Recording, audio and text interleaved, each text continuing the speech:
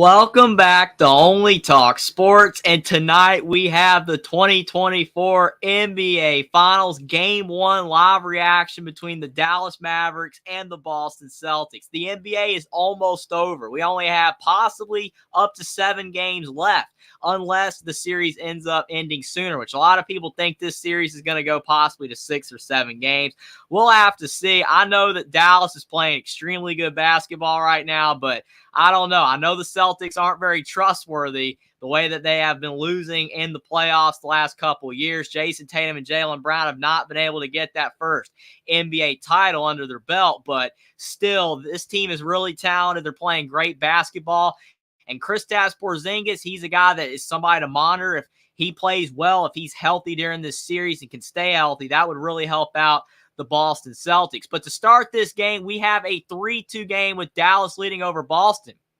Al Horford had a big dunk to start us off. Dallas responded with a 3, and then Drew Holiday knocks down a 3 as well. So Boston is in front 5-3, 10:50 to go in the first quarter. Luka Doncic, who's been absolutely on fire in the NBA playoffs, he's got the basketball backing down Jaylen Brown. A lot of people felt Doncic should have been the MVP, and he just hit a sick fadeaway jumper, and we're all tied up at 5 apiece.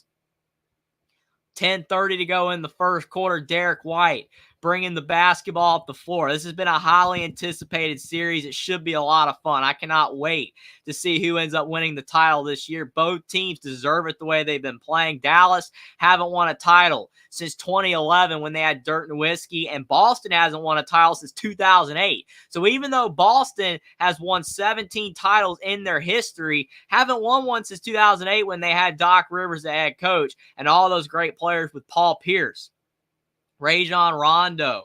All those guys were fantastic players. Kevin Garnett as well, Ray Allen. You just couldn't beat that team. It's one of the first NBA teams I ever watched. It was such a fun team. Well, I guess you would say one of the first super teams out there before you had the Chris Bosh, Dwayne Wade, and LeBron Jordan, or not LeBron, LeBron James, rather, at the Miami Heat. That was a really, really good team as well. But I still like the Boston team better. I know you had Michael Jordan back in the past, with Scottie Pippen, but that really wasn't a super team, though. But off all of that, basically Boston or Dallas haven't won a title in a very long time. Boston's got all those titles, but Jason Tatum, Jaylen Brown, to get the respect they deserve in the NBA, they need a title. They got to get it done. There's just no way they can continue going year in and year out and falling short in the playoffs for people to really, really respect them. They just have to be able to find a way to end up winning a title sooner rather than later. And with all these other teams on the come up, like the Oklahoma City Thunder, Indiana Pacers, Orlando Magic, even, that have a lot of young talent, the NBA is just going to keep getting more and more competitive, and you might end up getting passed by once you start getting older and you're not as good of a player, as good of a team. It's going to be tough for Boston to keep it all together, especially with Al Horford at his age. And, he wants to win his first ever title. But Dallas, they're back in front with a 7-5 lead, 9:20 to go in the first quarter. Jason Tatum with the basketball, driving into the lane, and he just turned it over. Great defense by the Mavericks. Luka Doncic up the floor to P.J. Washington for the slam dunk. What a play by P.J. Washington. He was a fantastic trade acquisition by the Mavericks. He was with the Charlotte Hornets. They shouldn't have let him go, but they did, and he's been playing really well for Dallas, giving the Mavericks a legitimate third option next to Luka Doncic and Kyrie Irving. But then you got Al Horford splashing in a 3 to get Boston back within 1. Then a turnover. Horford up to Jaylen Brown all by himself for the easy slam. Boston back in front, up 10-9. And like Jeff said, appreciate you for being here, Jeff. He says this is going to be a great game. He also says, howdy, I'm here ready to go. I can't wait to see what's going to happen in this game, Jeff. I know it's going to be fantastic. Hopefully all of the games in this series go down to the wire. Then you got Kyrie Irving with a air ball fadeaway jumper on the left side of the court. Not a great shot right there, but Kyrie Irving, he can make it, so can't blame him for taking the shot. Jaylen Brown inside to Drew Holiday. What great passing. And that's been one of the biggest keys to Boston's improvement the last couple years. Besides the fact that they've got guys like Derek White and Al Horford through trades, even though Al Horford was with the Celtics in the past, but he's back again. Boston's gotten much better at being a passing team. They used to be more ISO ball, but now that they're passing better and they're getting more guys involved, it's made them a much more dangerous team and a much more pleasant team to watch. Jason Tatum with the basketball. Boston up by 3, 7:40 to go in the first quarter. Tatum trying to shake off. Gafford kicks to Horford in the corner wide open and just off the mark. But Al Horford, he's been smoking hot in the playoffs, playing very well. Just couldn't get that one to fall. Kyrie Irving with a mid-range fadeaway jumper, and that time he got it to go. That's what I'm saying. Kyrie Irving, just keep on shooting. Might have airball one, but he's eventually going to knock it down. 12-11, 1-point game. Tatum in the lane. Kicks outside to Jaylen Brown. Then a steal. Kyrie Irving going up the floor. And I think they called a foul on Jaylen Brown, but it looked like Kyrie Irving might have just stumbled on that play. Don't know if he was fouled, but I don't know. But that was a really good step-back jumper from Kyrie Irving. This game's already looking like it's going to be a good one. Arrowhead News and Rumors Report. Appreciate you for stopping by. So what's up, bro? Doing really well. Hope you are as well, but I'm glad you're here, and I'm glad that the NBA Finals are finally here. It's going to be really tough once basketball is over, but you got the TBT in the summer, and then you got college basketball coming back around, the NBA eventually. College football, NFL will be coming around sooner than you know it, but if you're just a basketball fan, got to wait a little bit longer. But the season has to end eventually. We got to crown a winner. And I think both these teams are going to give us a exciting series. The way they're playing so far, I mean, I think that you're seeing maximum effort on both sides. The intensity's there. You got some early mistakes, particularly on Boston's side, and a lot of sloppy turnovers, but they're only down by 1 now that Dallas retook the lead. But Kristaps Porzingis has entered the game.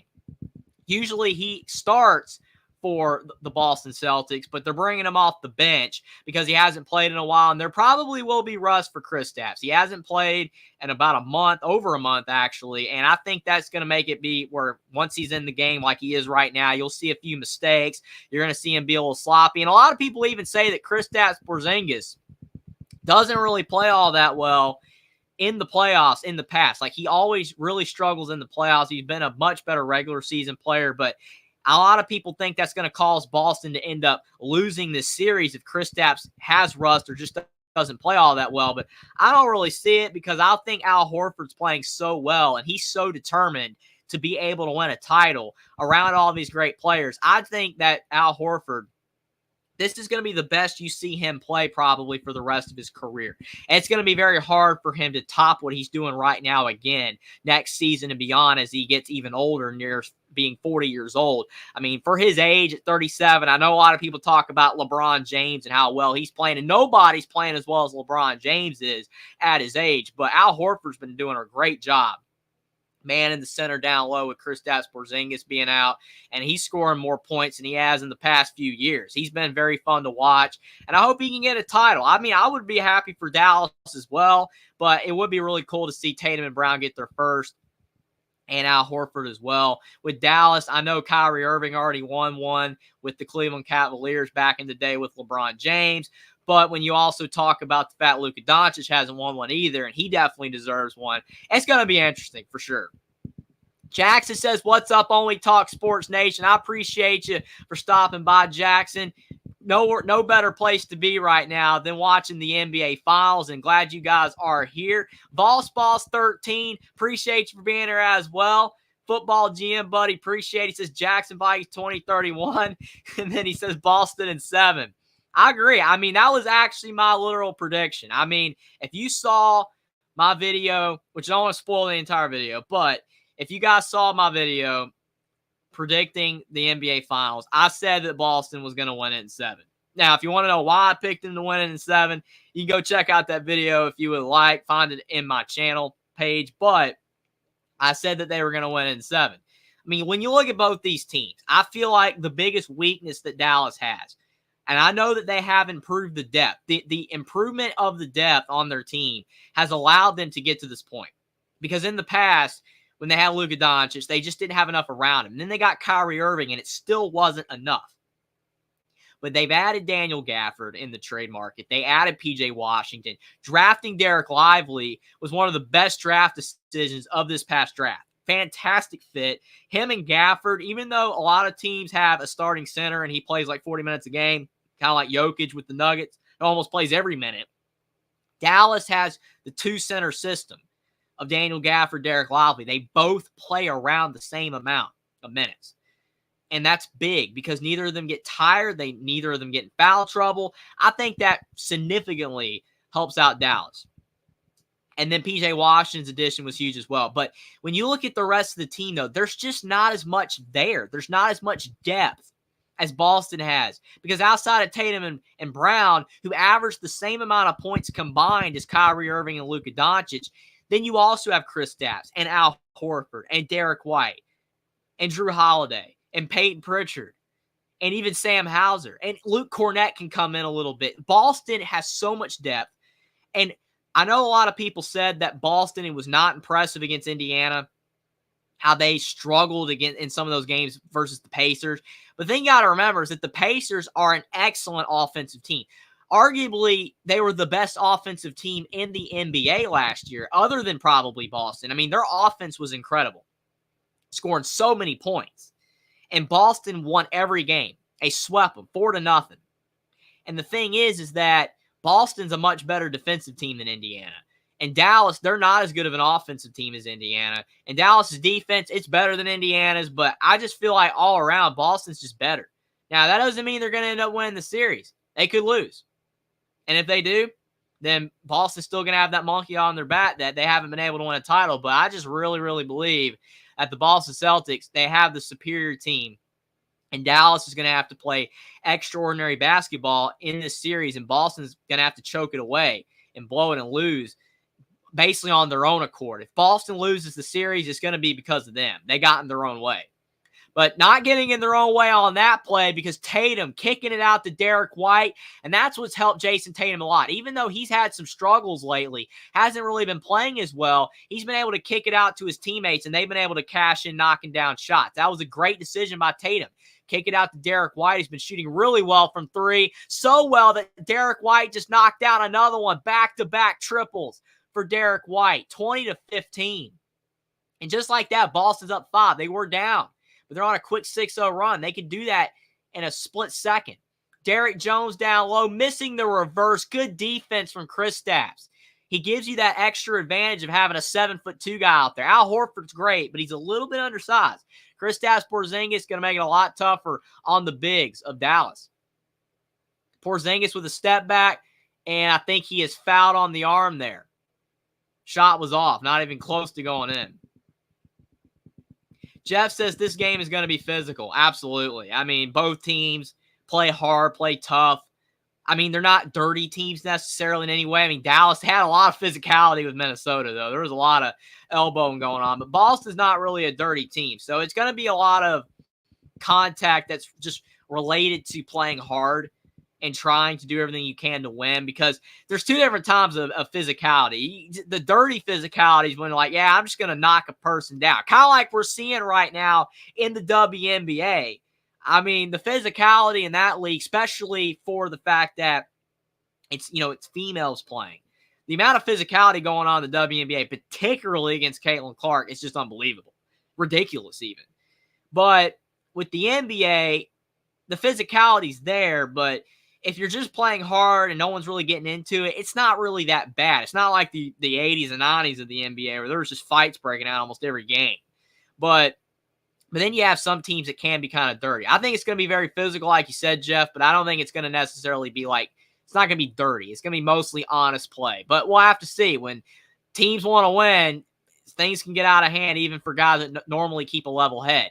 Luka Doncic, though, he's a spitfire. We'll see if he could be a guy that gets into it with somebody eventually. But he just knocked down a 3. That was a really good shot by Doncic. And then Kristaps Porzingis, he faked his defender out like 4 times over and knocked down the jumper. That looked like vintage Kristaps right there. Really good shot. 24-18. Celtics up by 6 on their own floor. Doncic diving for the ball that he lost, and Jaylen Brown picked it up. Now to Porzingis. Derek White driving and kicks to Tatum, and the ball is out of bounds. Looked like, but actually it was saved by Jaylen Brown, but he threw it to the wrong team.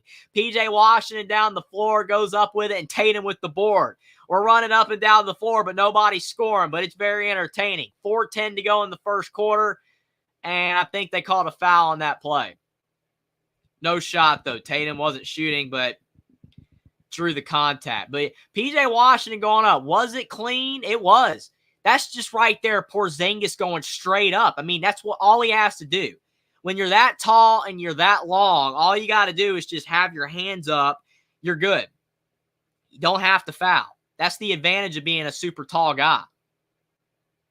Porzingis with the ball at the top of the key with Lively on him, Lively giving up some inches. Porzingis shooting the three, and it is a little bit short, and a rebound from Luka. Under 4 to go in the first quarter. Mavericks down by 6. Dallas definitely doesn't want to fall behind by more than like 10 or 15. It's going to be tough to come back. They are able to come back with Irving and Doncic. They can go on a scoring run, but still, you don't want to fall behind on the road. Doncic missed the three. Derek White with the ball kicking to Jaylen Brown. Jaylen Brown trying to do a crossover to get by Doncic, and then he threw it away. Somehow he threw it over the head of Porzingis. That's kind of tough to do, but Jaylen Brown still somehow found a way to do it. 3:42 to go in the first quarter. Boston's been a little sloppy. That's really been the only part of their game so far that hasn't been that great. They're shooting pretty well. Even though the last couple minutes they've been cold. But still, it's mostly been the turnovers that have been killing them. Doncic missed a three in the corner. And prior to that, Josh Green missed a floater. So Dallas had 2 chances on that possession. Couldn't get anything going out of it. Tatum almost had a ridiculous layup, but it went in and out. That would have been a crazy shot. Jaden Hardy driving in, coming off the bench for the Mavericks. He misses the shot, ball's out of bounds, and it's off Dallas. 3:09 to go in the first quarter. Kyrie's coming back into the game. Probably a smart move by Jason Kidd. Dallas's offense is definitely stagnating. And when you're stagnating, you need both your stars out there. It's very imperative Dallas doesn't fall behind by too much. If they can keep it under 10, they can be down most of the game and then find a way to go on a run late to take the lead and win. But if you fall behind by too much, you're going to be playing from behind the entire time, playing catch-up, and that's never how you want to play, especially with a team like Boston, who's so good offensively. Porzingis driving into the lane for the slam dunk. People are worried about rust from Kristaps. I don't see any rust. Where's the rust? Porzingis is playing excellent so far. What a dunk. Jaden Hardy gets a screen from Derek Lively in the lane. His wild shots off the mark. And Jaylen Brown, what effort to save that ball from going out of bounds. Boston's playing really hard. Porzingis to Derek White. White inside to Porzingis on the left block. Trying to drive on Josh Green. He looked like he might have elbowed him a little bit. And then he knocks down a mid-range shot. Porzingis is on fire. I mean, this is a statement. This is an absolute statement by Kristaps, because a lot of people were saying that Porzingis was not going to play well because he normally struggles in playoff games. And some people really thought that he was going to have rust, but I'm not seeing it. He's playing excellent basketball, and if he continues this for the rest of the game, I have a hard time seeing Dallas winning, because Al Horford, I don't think Al Horford, like I said earlier, is going to play any better than he is right now for the rest of his career. He is on a mission.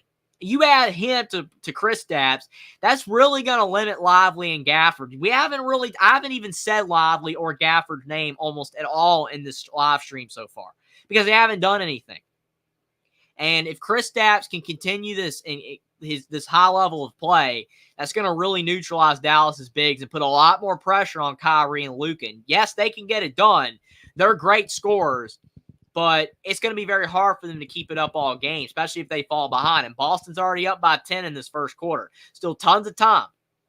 The biggest thing that worries me, though, for Boston is they just need Kristaps to stay healthy. He can't go down again.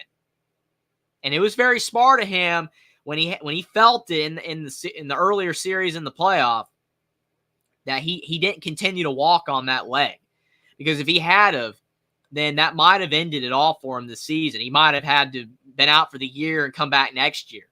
So since he let up on his leg and got treatment, he looks fine. He looks good to go right now, but that stuff can be re-aggravated in a heartbeat.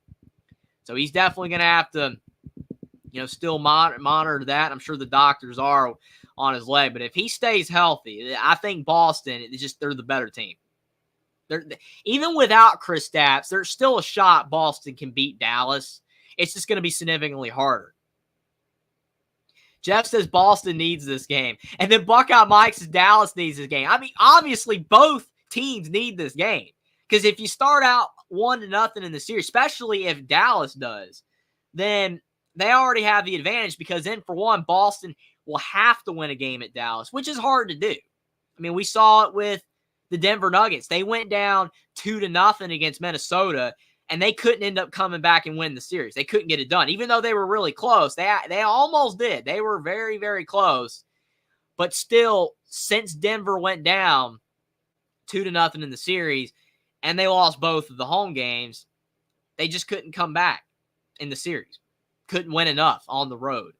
And that's why I would argue, to Jeff's point, Boston needs the game more if they're going to end up winning the series.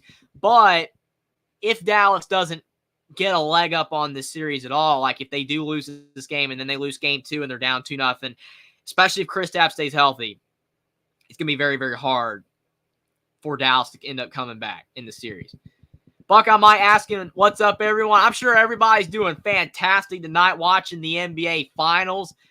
Season's almost over in the NBA. We got the UFL, though. Everybody's getting back into the UFL. More people are talking about that. Like I said, you got the TBT, Major League Baseball. There's always sports going on. Sports is all year round these days. There's always something going on. But the NBA Finals is the main attraction right now, and we're about done with it. But these games, they hopefully will be classics. Buckeye Mike saying boo to Boston. Now, he's not a Boston fan at all. A lot of people, you're either a Lakers fan or a Boston fan, or you don't like either of them, and you like another team. But Boston have a massive fan base, and when you have a massive fan base, kind of like the Dallas Cowboys, a lot of people don't like you. But I feel like Boston's more like a lot of their fans. Some of them they're tolerable. Like there are bad fans in every fan base, right? Like we even know like Dallas. I mean, some people can be crazy. Lakers or LeBron fans rather, that some of them go overboard. But when you love your team or your favorite player, I get it, but you can't be too crazy. 28-20, Boston up by 8, and Jason Tatum with a deep 3. What a shot by Jason Tatum. I mean, Tatum gets a lot of flack. A lot of people talk down to Tatum because sometimes he plays poorly when it counts, when it matters, but people forget he is a really good player. He's just got so many good teammates that, I mean, it's almost smart of him not to take the spotlight. Pritchard's into the game. Just such an underrated player in the NBA. And then Kristaps. Oh, my goodness. Is Boston going to blow this thing open? They're on fire right now, up by 14 points. I mean, Kristaps, he's looking like he hasn't missed any time. And now he just blocked Kyrie Irving. Drew Holiday down the floor. Kicking over to Sam Hauser, who's been struggling from 3, and he even knocks down the shot. Sam Hauser, who hasn't been able to hit a 3 to save his life lately, he's getting in on the action, and Boston has opened up a 17-point lead on Dallas. I might have to shut down the stream already. What is going on? Jaden Hardy misses a 3. Pritchard getting the rebound. This is unbelievable. Boston's out hustling Dallas. They're out shooting Dallas. Just going on a flurry right now. Drew Holiday with the basketball. What offense and defense. I mean, both sides of the ball playing well. Tatum crossover, driving in. He does lose the basketball. Good steal from Dallas. Josh Green tries to go up with a slam dunk, and he missed it. Should have gone up with a layup. When you got a defender next to you, you got to go for the layup. Pritchard for 3. Oh, it's off the mark. But if he had to hit that, Boston would have been up by 20 to end the first quarter, but as it stands, Celtics 37, Dallas 20, end of the first quarter. I was not expecting this. I was not expecting this from Boston. I mean, the way that Dallas has been playing lately, they've been doing a great job in the playoffs. Their whole team, even though it's mostly Doncic and Irving, but the other players on the team have been contributing. Derek Jones has been underrated, playing solid basketball. We've talked about P.J. Washington, but Maxi Keebler, a lot of people have talked about him. He missed some time in the playoffs, kind of like Kristaps did for Boston. And even though he doesn't score that much, he does a lot of the little things. But the bottom of Dallas's roster, you can just tell. the bottom players like Josh Green, Jaden Hardy, Tim Hardaway, these guys got to do something because they're getting outmanned right now by the likes of the Sam Hausers and the Peyton Pritchards, even Drew Holiday, guys like that. That's problematic. And really, the big boost has just been Kristaps. Like, Boston's offense without him has been good, but the way Kristaps is playing right now in this first quarter, it's just one quarter. We don't know what's going to happen in the final 3 quarters. It's just one quarter. But if he was in the series against Indiana, I don't really think those games would have been as close. Because you talk about Miles Turner. Miles Turner was just dominating down low. I mean, Al Horford tried. And at times he succeeded somewhat. But Miles Turner was having his way down low for Indiana. And I just don't see it. I really, really just do not see Indiana keeping it as close if Kristaps is in the game and he's healthy. And I kept watching it, and I know that a lot of people just don't trust Boston. I understand it. I don't trust them. As good as I think they are, I don't trust them.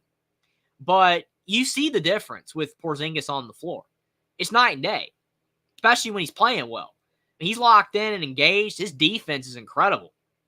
So, I don't know. Dallas, it's not looking good for Dallas. It's really cool, too, seeing Boston honoring Bill Walton as well. Rest in peace to the late Bill Walton. I still can't believe I'm even saying that. Would have never thought. I didn't even know Bill Walton actually was ill. I didn't even know about that. I mean, I never got to watch him play, right, because I'm too young, to have seen him play because he played back in the 70s and 80s. But Bill Walton, I mean, whether you like Bill Walton or you didn't like Bill Walton, or especially like his commentary, he was funny. He had a lot of humor. I mean, he was an eccentric guy, but, I mean, he made me stay up and watch Pac-12 basketball games. Like, I would have gone to bed, but I'm watching, like, Washington State and, Stanford basketball on ESPN2 at 10 o'clock, him and Dave Pasch and Bill Walton. He was just hilarious. He would keep you awake with some of the crazy stuff that he would say, but it's sad. It's sad that he's gone. It's just another, basketball icon that's no longer with us. Kind of like he went once Dick Vitale. Hopefully Dick Vitale will live many more years. But those guys have been a part of my childhood, watching basketball. It's just sad when people pass. It really is. But really cool to see Boston honoring Bill Walton, though. Buckeye Mike says if Porzingis goes down, I think Boston could get by one game without him. Any more than that, I think Boston's in trouble. Yeah, that's a good assessment. I agree with that. I mean, I feel like, and I even said it in my video predicting the series, Boston needs Porzingis. They do. They can win without him, I believe, but with him, I think it just makes them so much more dangerous, so much more lethal, and it puts so much more pressure on Dallas's bigs to the point where I don't know how effective they would actually be, which they haven't really been effective so far. And see, Al Horford's in the game now, so we'll see if Dallas gets their bigs involved. Kyrie Irving with the basketball as the second quarter starts. Irving trying to shake Hauser. He can get by him, and he does. Hauser, not a terrible defender, but when you're dealing with Irving, Irving's a really, really good driver still at his age of, I think, 32. He's still a really, really good player. Hasn't regressed like Russell Westbrook has. Very sad on Russell Westbrook, but he's still a solid player, just isn't what he used to be because his game revolves so much around driving the basketball, and he's just not a good enough shooter that he's just not as effective. But almost a turnover by Boston. Dallas trying to ratchet up the defense. Definitely going to have to because they're down by 15 right now, but pretty solid defense there, but the ball will remain with the Celtics. Drew Holiday is the inbounder. 11:05 to go in the second quarter. Got Jaylen Brown with the basketball top of the key at the Celtics logo. Brown driving into the lane, trying to go off the glass, and he is able to lay it in. Really good shot there. 39-22, 17-point game. 10:40 to go in the second. Jaylen Brown's got 6 points. Doncic off the dribble, kicking inside to Gafford. And see what I'm saying right there? Al Horford, just not as long. And then Gafford able to score. When Kristaps was in, they weren't doing that. So that's where Dallas is going to have to take advantage of it. When Kristaps isn't in, they got to be able to score inside. Sam Hauser, though, in the corner again. knocking down a three. Boston back up by 18. Bad sign for Dallas that Sam Hauser has it going because he's been really, really off in these playoffs. But he's just knocked down 2 triples so far in this game. Good sign that he's feeling it from outside again. Good pass by Holiday as well. And that's what I'm saying. Boston is a very good passing team. And if one of your guys is struggling to score from outside or just struggling to score at all, get your teammates involved. They got so many options. But on the other end, Boston fouled P.J. Wash, and Al Horford did not agree. But they called the foul nonetheless. Buckeye Mike asks, only Talk Sports Big 3 basketball coverage. That's a good question. I mean, it's definitely, something that I could potentially do. I'm not sure. I definitely have to pay attention to it more. Kind of like with the UFL. I didn't do any UFL videos until I started watching the league by the end. Because, if I'm not watching it, I don't want to do coverage on it and not sound like I actually know what I'm talking about. You want to actually pay attention to it. Jaylen Brown, oh my goodness. Jaylen Brown with a massive slam dunk. Oh my goodness. Dallas misses the 3 on the other end. That's Sports Center top 10. Jaylen Brown had a very similar dunk in the last playoff series against Indiana, but Jaylen Brown is still on the attack. What a dunk. Brown kicking to Peyton Pritchard in the corner. He misses a 3, but man, Boston is playing so hard right now. That was an insane dunk by Jaylen Brown. I've seen some good dunks from him, but man. Kyrie Irving missing the layup, looking for a foul, not going to get it. Jaylen Brown ends up with the basketball. It's just so impressive, the effort from Boston. They just caught a foul on Irving, stopping the play right there, but Dallas needs something. They need a cold spell from the Celtics. They just need Boston to cool off, and Dallas needs to go on like a 10-0 run just to get back in this thing. But Jaylen Brown, though, between 2 defenders, he crossed over Luka Doncic, and he rose up between Gafford and Irving. That is an insane dunk by Jaylen Brown. So talented. I know a lot of people have said it before, but man, don't you wish you could do that? Rise up on a 10-foot goal like that, dunk between 2 guys. That is insane. 9:10 to go in the second quarter. Jaylen Brown trying to shake Doncic. He does in the lane. Kicks to Holiday, out to Pritchard, to Horford. It looks like they're overpassing. It looked like a couple of those guys could have taken the shot, but Pritchard ends up having to shoot a deep 3, just a little bit long, but he can make that shot. P.J. Washington up the floor. Dallas down by 18, and they need points. Doncic driving on Pritchard. That is a massive size advantage. And they just called another foul on Al Horford. So that's his second foul. That's a smart play, though, by Luka Doncic, backing down a much shorter defender in Peyton Pritchard. And then Horford made the mistake of trying to reach over to stop him from getting a clean shot off. I know Horford saw that Pritchard was outmatched, but good shot. Doncic wouldn't even hit the shot anyway, so I would have let that one go. Doncic misses the first free throw. That's shocking. He's a good free throw shooter, but not able to hit it there.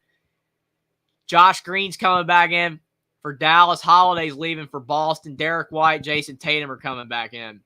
That just shows you, again, the depth of Boston. Tatum has been on the bench for the last few minutes, and it hasn't even affected their scoring. They've increased their scoring. Luka Doncic knocks down the second free throw. So it's 44-27. Because when I did a Twitter poll asking who people thought were going to play the best in this playoff series in the finals, whether it was Doncic, Irving, Tatum, or Brown, a lot of people picked Doncic or Irving. But the thing is, they have to play that well to win. Boston doesn't need Jaylen Brown, Jason Tatum to have 40-point games as long as the supporting cast does their job. Whereas for Dallas, Irving and Doncic have to score 30 apiece to win. And that's what makes it scary when trying to pick Dallas to win the series. I don't know if they can get it done. Porzingis made his first mistake. He missed an easy layup, but he still played very well so far in this game. And I think they just called a foul on Kristaps on defense. He doesn't agree. But Tatum, though, driving into the lane, kicking to Porzingis. You got to make that layup, though. He almost had it, but there was just too much spin on the ball, and it rolled off the rim. Yeah, I guess Porzingis kind of hip checked Derek Lively there a little bit, but when you're that big, though, sometimes it's kind of hard not to foul. I don't know if he was intending to. But Dallas still down by 17. Their offense has gone ice cold. Doncic in the lane, kicks to Lively, and Lively stepped out. Or I think he dribbled the ball out of bounds. The turnovers are starting to mount for the Dallas Mavericks, which they can't afford that. Jason Tatum, top of the key. Celtics lead by 17. Boston can't get complacent, though, either, because they could build on this lead and really get this game out of hand right now. But Tatum does miss a three there. Dallas back the other way. The offense has cooled off a bit. 7:35 to go in the second quarter. Doncic gets Jaylen Brown off his feet to P.J. Washington for a wide-open three, and he missed it. That was a practice shot. Got to knock that one down. Derek White with the ball. He's been pretty quiet in this game, but we know he can heat up in a hurry as well. Porzingis over to Derek White again. Back to Porzingis.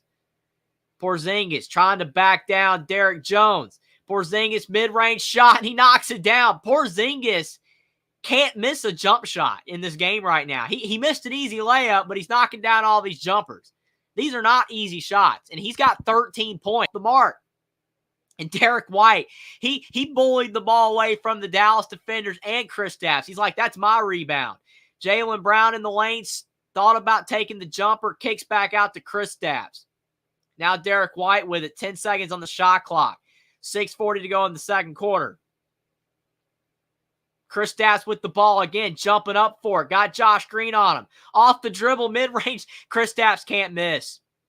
Dallas is absolutely toast if they're just going to keep on giving Kristaps Porzingis these mid-range jumpers and he keeps knocking them down. He is not missing. He is not missing from 20 feet. It just seems like the same play on repeat.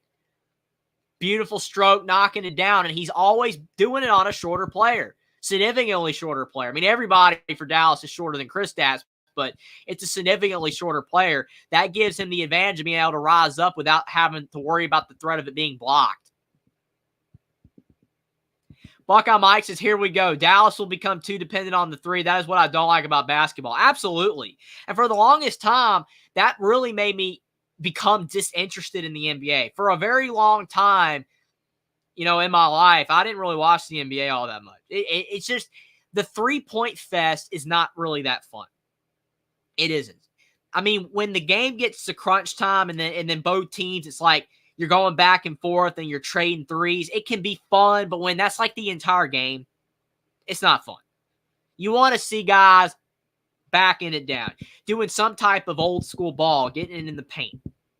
And I just like Boston's passing. Even if it does end up them shooting threes off those passes, it's just much more entertaining than just see guys chunking up threes. And like Luka Doncic, when he's on fire, I mean, he's fantastic. But when he's off, and he's off right now, and he's chunking up these threes, that doesn't do Dallas any bit of good. It doesn't. And they're down by 21. They need to just chip away at this thing. They're not going to all get it back in one play. So, but yeah, I mean, like Ray Allen, he was a great shooter. You know, and for the longest time, he was the all-time, you know, three-point shooter in the NBA before Curry passed it. But, like, when I was younger, but, like, that was not all about, like, Boston's game was just Ray Allen chunking up threes. There was a lot more to Boston's offense than that. Very entertaining team back in the day. It's just once Curry started, you know, like, becoming like him and LeBron were the two best players in the NBA, then the game just became very reliant on three-point shooting. And I'm not saying that's bad. You can shoot threes a lot, but the offense, it just, you can't always be looking for the three. Like, on some of Boston's best possessions in this game, they didn't even look for the three. They just looked to the open guy. And if it ended up resulting in a three, great. But if you're just looking to shoot, I've seen guys, and I've even seen this in college basketball, where I've seen guys pass up a wide open two to get an open three, pass it to a guy that's open for three. And it's like, if you've got an open layup, unless you're down by 3 with like 3 seconds left in a game, it makes no sense to pass up an open two. Take the layup. If you got the layup, take the layup. That's the problem with basketball. You can't just rely on the three, and you can't always be trying to find the three. If it's there, the guy's on fire, just all means shoot him. But you can't just rely on that. Buckeye Mike said this is why people don't like Skip Bayless. He already tweeted series over, Porzingis MVP. I didn't realize it's already over. Just enjoy the game. I agree, Buckeye Mike, but you know how it is. I mean, that's just somebody trying to get clicks, right, on Twitter, trying to get clicks for their show. That's all that's about. I don't ever usually say stuff like that unless I'm joking, and I'm sure Skip Bayless is probably joking, I would think. I mean, he has to be because it's not over. Series isn't even close to being over. So, absolutely. Like, if he's meaning it, then that's absolutely dumb. I agree. But if he's just kidding, then fine. I mean, it's funny. Oh, it's already over. Boston's destroying Dallas. There's no way they're coming back. But in reality, that's not the case. So, I definitely get your point on that. 48 27, 21-point game. Boston dominating Dallas right now. Can Dallas go on any sort of a run before the second quarter ends? So they could be down by like 10 or so at the half instead of 20. So they'll have at least a chance to come back in this game. And that's a good start. Dallas knocking down a 19-point game. Derrick Jones got 5 points, doing a little bit. Drew Holiday taking a 3, barely missed it. Had a great look at it, just couldn't get it to fall. Now Kyrie Irving back the other way, trying to drive on Derek White. Step back, thought about the 3, decides not to take it. Now Maxi Keebler with the basketball. Over to Doncic. Doncic thought about the 3 again, driving on Holiday. And Doncic looked like he might have traveled, but they call it a foul on Holiday. I thought Doncic traveled, but that's just me. Did he try 1, 2? Yeah, that's a travel. I don't know. Maybe the ball was leaving his hand. I don't know. It's close, but I don't agree with a foul there. Doncic driving it again, and he misses. The problem is Doncic is trying to do too much. We know how great of a player he is, but he's off right now. He's trying to do too much, but see, Dallas's other players aren't helping him. And look at Boston passing it around the world to Jaylen Brown. Great shot. Boston's offense, I mean, it's a chef's kiss at this point. It's beautiful basketball. You can't get much better than this. And then a steal from Jaylen Brown, taking it away from Luka Doncic, taking candy from a baby. What a layup, or what a steal, what a dunk. Jaylen Brown's on fire. I don't even know what to say about Boston right now, other than they're just playing excellent. Oh, man. Is that an illegal screen? I think Maxi Keebler was an illegal screen. He knocked Holiday to the ground. Don't think it was intentional, but Dallas, they're getting run out of the building. I was not expecting this. I was not expecting them to get run out of the building.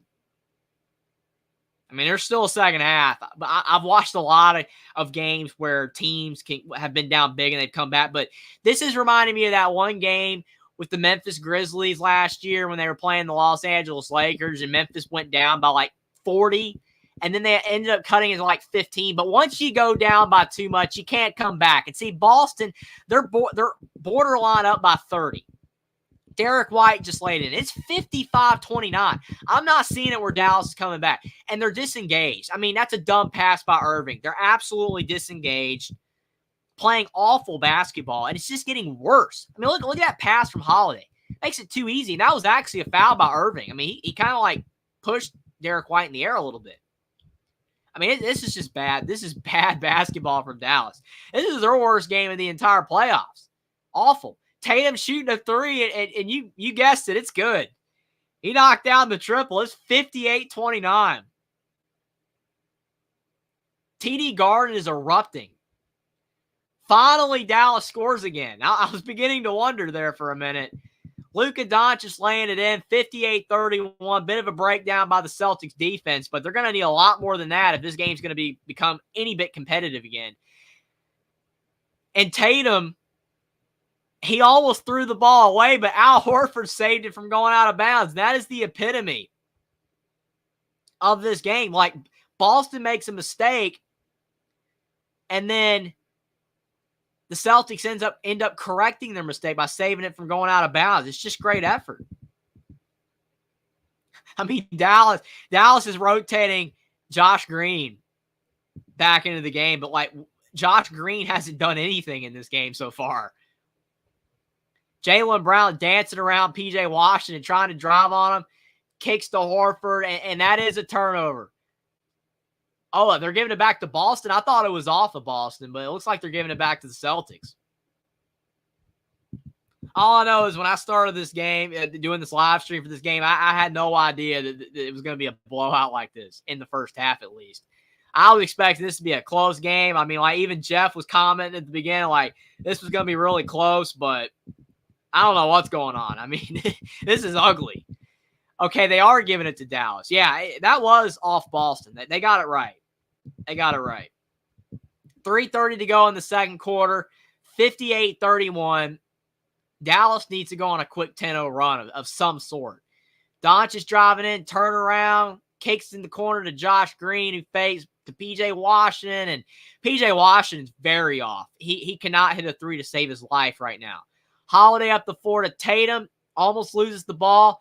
Tatum to Al Horford to Derek White in the corner, and his shot air ball. And then a turnover from Dallas, but I think they called a foul on Tatum. Yeah, Derek White, he's been shooting very well in the playoffs. That was kind of surprising to see him airball the three there, but 3:02 to go in the second quarter. Basically, if you're Boston at this point, I mean, you just got to take this thing to half. By, at least you got to be up by over 20. Can't lose the lead. If you're Dallas, you got to cut this thing to at least under 20 to have any chance of coming back. And we'll see if they can do it. Okay, I think they called a foul on Boston. P.J. Washington is at the line. I didn't really see a foul. Maybe it was on, like, I guess trying to go after the ball for, like, a rebound attempt. Not 100% sure there, but helps Dallas and any help they can get. P.J. Washington's second free throw is up, and it's off the mark as well. I mean, P.J. Washington can't hit anything, and then Tatum turns it over. Good save by Irving. Finally, effort by Dallas. And then Doncic going up with it, and he scores. Okay, that was a good sequence for Dallas. And then that's a good timeout by Boston. Timeout Celtics. Lazy pass there from Tatum. That's one of, I guess you would say, Tatum's biggest issues if you want to give him a critique. He'll have a lazy pass here and there. And you don't want to see that.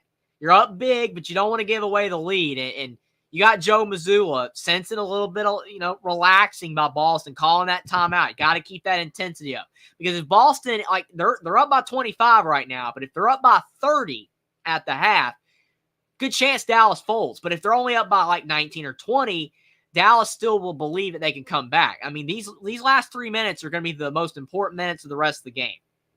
Whether Dallas cuts into the lead or Boston extends it, it's going to go a long way in determining what happens the rest of this game. Jackson says Kyrie Irving is 0-10 in the last 10 games versus the Celtics. Well, that is not very good. And it's ironic because obviously Kristaps, and I forgot to mention this when I did my video predicting the finals, but Kyrie Irving, we know he used to play for Boston for a bit there. And then with Kristaps, he used to play for Dallas, which a lot of people, have said that. I've seen a lot of rumors online. I don't know if they're rumors, if they're legit.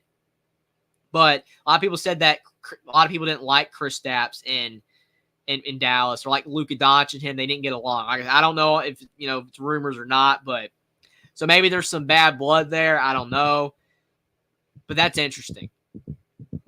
But for Kyrie Irving to be 0-10 in the last 10 games versus the Celtics, that does not bode very well for this series. I mean, I would say that's an extremely positive look for Boston. Buckeye Mike says, all streaks come to an end, just ask the Birmingham Stallions. That's a good point in response to what Jackson wrote. I mean, that is definitely true. Streaks can't go on forever. I mean, you love them to. Like, people for a while there didn't think John Wooden and the UCLA Bruins back in the day were ever going to lose. I mean, they won every game for like 3 years or whatever, but they eventually lost.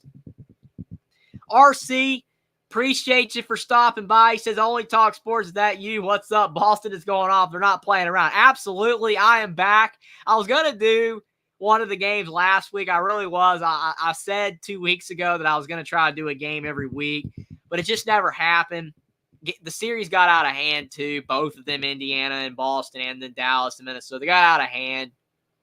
Didn't really have time, but I'm back for the finals. And depending on how long the final series goes, I might be able to do another game or two, hopefully, at the very least. We'll definitely have to see. But if you guys are liking the stream, like the stream down below, subscribe to the channel if you are new, share the stream out on social media. All of those things help out the channel tremendously. We're getting closer and closer to 3,000 subs. We really appreciate the support. We're trying to build up the channel. And definitely, the better these streams do, we'll definitely keep more streams coming in the future. I'll be doing more college basketball streams next year and NBA streams. A lot of people have asked me to do football streams, but the games are so long. The NFL and college football, they go on for a very long time, so it's kind of tough to do that. But do appreciate you stopping by, RC, and I am definitely back, and hopefully we'll have another couple of streams before the season's over. RC says, only talk sports. Dallas started out good. What happened? And also Boston with Kristaps slaps. Absolutely. And like I said, I think it's just so funny how people were worried about Kristaps. Like, oh, he's not going to play well. He's going to have rust. He's going to mess up the lineup because Boston hasn't played with him in a while. All of those things, you can put that to rest. It hasn't been an issue. And Dallas, yes, they did. They started out so well, even led for a couple minutes there, but they've absolutely, their game is disintegrated. And Jason Tatum, oh my goodness, Jason Tatum with a turnaround slam dunk with two hands. What a play. I mean, Boston on fire. Tatum's only got 8 points too, and the Celtics have 60. That speaks volumes. Luka Doncic, he's probably bewildered right now. He probably wasn't expecting this. Doncic trying to go up with it, misses, but P.J. Washington slamming it with authority. Maybe that can get some juice into the Mavericks team. 60-35, under 2 to go in the second quarter. Derek White bringing it up. Derek White being hounded by Irving. Over to Kristaps. And Kristaps again for another deep three. He is smiling. He is having fun. He is glad to be back out there on the floor. And you know Boston fans are glad to see him back because he's got 18. He's 7-9 from the field. If people bet the over on Kristaps' points tonight, you're happy. You're a happy camper. I was not expecting him to play this well coming back. Maxi Keebler, what a play driving into the lane, laying it in. 63-37. But like I said, Dallas needs a lot more plays like that. Jaylen Brown going up with a crazy shot, and he's fouled. 1:18 to go in the second quarter. Celtics up by 26 with a chance to add to it. Yeah, that's a good one. That is a really good one, RC. Kristaps slaps. I'm surprised people have not used that more. You got to trademark that, man. That's awesome. Jackson says, let's help Only Talk Sports get to 3,000 subs. Again, appreciate the support, Jackson. Appreciate you for always plugging my YouTube, Twitter, and Rumble always every single time I go live. Really helps out a lot. But we're getting there. Right now, we are only 340 subs away. I mean, that sounds like a lot. 340 subs sounds like an absolute lot to get to 3,000. But it's not. It's not actually that much. We've been steadily going up, and it's all been because of you guys. It's been an incredible journey. I've had this channel for over a year now. It's been a lot of fun doing these games, doing these videos, and getting to talk to you guys in the chat. Always appreciate when you guys show up. It's been awesome. Getting to do these games, even though this one hasn't really been entertaining unless you're a Boston fan. It's been very entertaining if you're a Boston fan, but not a close game at all. But still always fun to do these. But definitely appreciate it, Jackson, a lot. We'll get to 3,000 eventually with your guys' support and help. Do appreciate you guys a lot. But Doncic doing everything he can right now, even though he's been off tonight, to try to get Dallas back in this game. Cutting it to 24 there with that mid-range jumper. I mean, he's got 14. He's 6 of 13 from the field. He's not playing necessarily all that bad, but he's not getting any help. And that was what I was afraid of. Role players for Dallas got to do more. Tatum shooting a three. Off the mark. Kristaps kicking it out, but Dallas ends up with it. Keebler outside the three-point line. Nowhere to go with it. Finally finds Josh Green. Now it's back out to Doncic. Can Dallas cut this thing a little bit closer before half? Doncic trying to get past Kristaps with a step back, and he knocks it down. Doncic starting to heat up. That was a really good shot. Not easy at all whatsoever. No passing. I mean, he's having to do it all on his own. Tatum driving in, takes a three, he misses, and that's your first half. I mean, Boston cooled off a little bit there right before the half. Dallas cutting it to 21, but still, I mean, if you're a Boston fan and somebody told you before the game that the Celtics were going to be leading by 21 at the half, you're going to take it. Boston could have been leading by a little bit more if they had kept their foot on the gas the entire time, but you can't keep Luka down forever. But as long as it's just Luka Doncic knocking down shots in the second half and no one else really gets it going, Boston will win this game. I mean, Luka can have 40, and Boston will still win this game if the other players don't get it going. I mean, P.J. Washington's had an abysmal first half. He hasn't hit anything. He had one dunk. Derek Jones has been very quiet. And the bigs, Derek Lively, Daniel Gafford, those two guys in the series against Minnesota dominated, absolutely dominated, which was so shocking considering the fact Minnesota had all the bigs. You would have thought with Naz Reid, Cat, Rudy Gobert, all of those bigs would have been able to slow down Dallas's bigs. It didn't happen. But in this series, so far, game one, Kristaps returning. Like RC said, the new coin phrase, Kristaps slaps. He's playing great. And he's limiting Dallas's bigs from really doing anything. And that's why the Mavs are losing. RC said, let's keep it 1,000. Only talk sports. This is not Boston's first rodeo at the NBA promised land. For sure. I mean, that's another thing that's so important when it comes to, talking about, these two teams. Even though Boston has never been able to win a title with these players, they've been this far before. They made the finals before. And yes, Dallas has made, far in the playoffs recently as well. And Irving's won a title. Doncic is really good, but it's the other players that I'm worried about. I mean, if Dallas is going to be able to even get this series to 6 or 7 games, we cannot see a repeat performance of this first half again. The second half, even if Dallas ends up losing, it would go a long way in encouraging, confidence and building up confidence in this series. If Dallas could make it interesting, at least lose by under 10. If they could come back, that would instill a lot of faith in them. But if they get blown out, if they end up losing by 30, that's not going to look good at all. And maybe you could say if they get blown out, maybe that will open up the eyes of the Mavericks team. Maybe that will wake them up and they'll play better in game 2. But I would argue it would almost have the opposite effect if they get blown out. They need to find a way to get back in the game. They need to make it interesting. They need to be competitive. It's never good to get blown out. It just isn't. It's not a good look at all. Jeff says, I agree. Go to 3,000. Really appreciate that, Jeff, a lot. Really, really do appreciate you for being here. Buckeye Mike says, neither is it for Kyrie Irving. RC says, forget Uncle Momentum, Grandpa Momentum all the way in Boston's favor right now. RC always cooking up the hilarious jokes in the chat. Do appreciate you being here, but loving it, man. Buckeye Mike says, Dallas just missing too many shots he need to be making right now. I'm sure Boston will go cold for a little bit so Dallas can cut into it.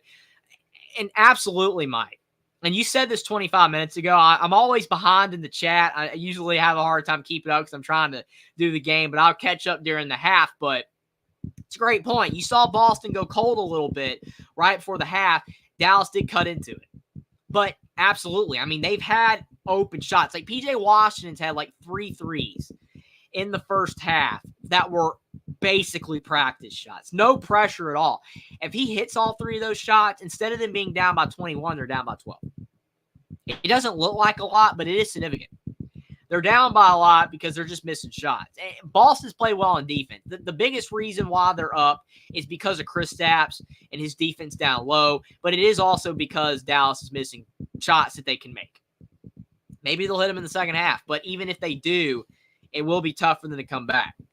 RC said Buckeye might, but Kyrie's the only one that's been here for Dallas, also still early in the game, very much so. Yeah, Kyrie Irving is the X factor because of the fact that he is, quote unquote, the most experienced guy on either team when it comes to winning a title. Al Horford's the most experienced guy on either team because he's been playing in the NBA for 20 years, but he's never won a title.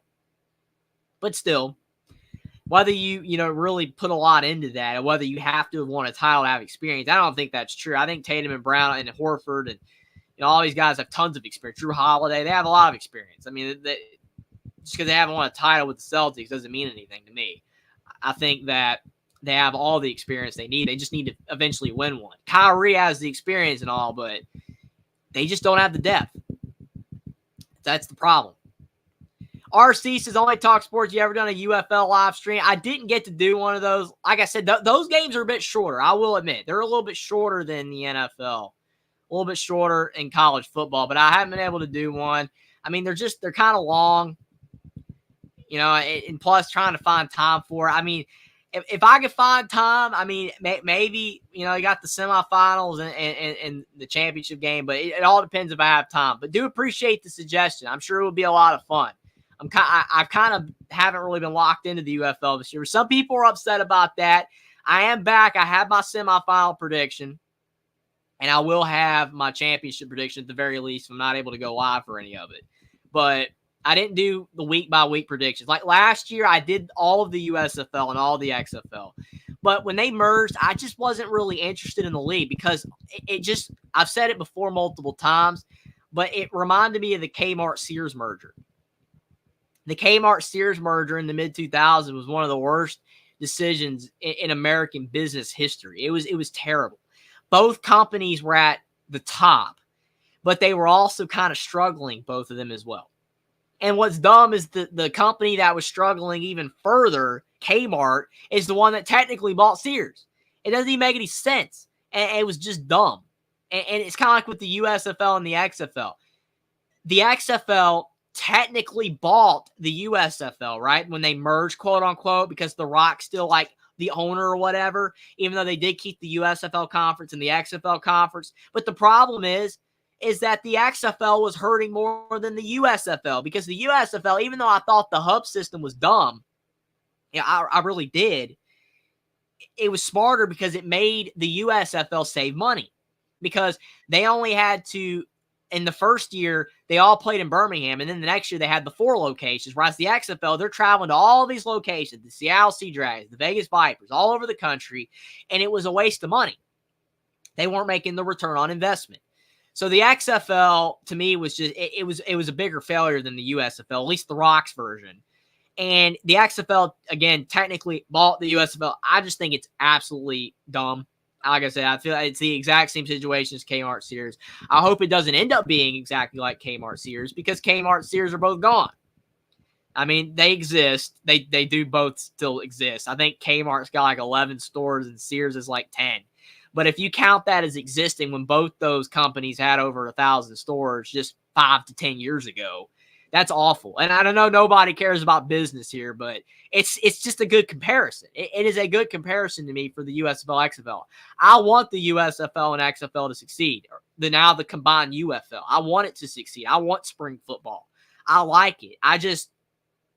And I did watch a little bit of it. So because people were like, well, if you're wanting the leagues to continue, you have to support the leagues. I did turn them on. I did turn on the games. I had them on. So I was giving it support. I just really wasn't locked in. I wasn't like paying attention to it as much as I did last year. But I'm trying to pay attention to it now. So I'll give you that coverage. But that's just kind of my thoughts on the entire UFL. Mike, again, says Dallas is too dependent on the 3. They need to play bully ball. Absolutely. Just kind of tough with Kristaps down there, but you can't just settle for 3, especially if you aren't hitting them. Mike says Dallas can't hit anything. I've basically been saying that all night, so you're absolutely 100% correct, Mike. And he's like, this game's no fun already. Well, I mean, especially in your instance, because you're not a Boston fan. If you were a Boston fan, you'd be loving it. Like if this is the Lakers, if it was the Lakers and the Celtics right now, and the Lakers were up by 20, you'd be thrilled. Like you wouldn't even care it was a blowout. You'd be absolutely thrilled. But yeah, like you're not having fun because you're not a Boston fan, which is absolutely is funny. I mean, I'm having fun. It's still fun. It's the finals, but I do wish the game was closer. Jackson says Skip Bayless is desperate. He's nowhere near where he was from the 80s to 2018. The moment he threw cheap shots on Shannon Sharp over Tom Brady was where he signed his death warrant on his career. Absolutely. I mean, I've never obviously I've been alive long enough and I've been watching sports long enough that I remember when Skip Bayless was doing a whole lot better. I mean, I remember, like the internet was already big, Twitter, all the, the social media platforms were already big, and YouTube and all that kind of stuff back like 10 years ago. And Skip Bayless was like a massive name. I mean, he was getting, a lot of, coverage all over the place, or like, getting views on the internet, impressions on, his Twitter posts. He's just not doing as good. I agree. I mean, Skip and Shannon, it was a great show. I never watched it. I don't really watch a lot of sports commentary, to be honest. I really don't, which is kind of funny. I mean, I watch some, but like a lot of people, especially in the past, before, like, a lot of people aren't in as much to like major networks anymore. Like, they're not watching like major sports networks. A lot of people are watching like YouTube now and stuff. Like, a lot of people when I was younger would just turn on ESPN and leave it on their television all day. Whether they were watching it or not, they just leave it on. Because, like, well, I'm a sports fan. I'm just going to turn it on. If something catches my eye, I'll watch it for 10 minutes. But now it's like either people are not watching, like major sports networks anymore at all, or they're not really watching them that much. So that hurts, some of these major people as well. But I feel like even though like Stephen A., like a lot of people aren't Stephen A. Smith fans, a lot of people don't like Stephen A. Smith, he's still generating interest in numbers, even if it's not for the right reasons at times. But, I mean, Stephen A. Smith's still doing well. Skip Bayless isn't. I agree. I mean, I've seen a lot of people talking about online, in like Twitter and stuff and YouTube, that he isn't doing very well.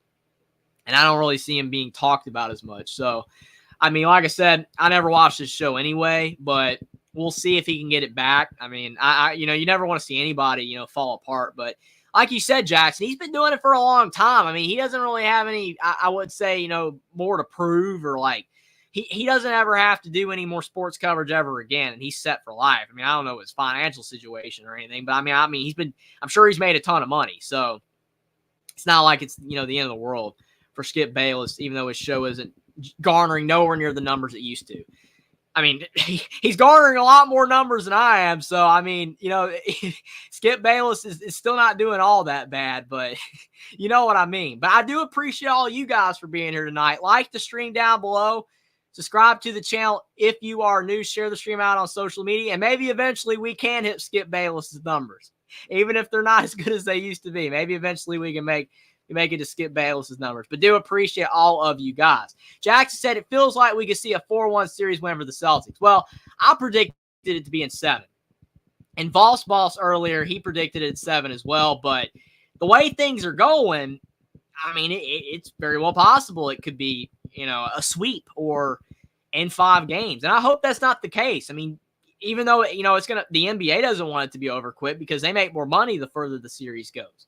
But just for the fact of being able to watch more basketball, I do hope that the series goes on longer. And the way both these teams were playing prior to this series, it looked like that was going to be the case. But again, Dallas is playing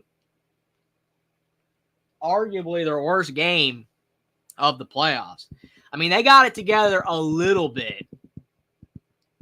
And I mean a little bit right before the half. Because, I mean, they could have easily been down 30. And if they were down by 30, I'm never one to call games, say, oh, they're over, kind of like you were saying earlier, Mike, with Skip Bayless. Oh, it's already over. It's not over. There's still tons of time.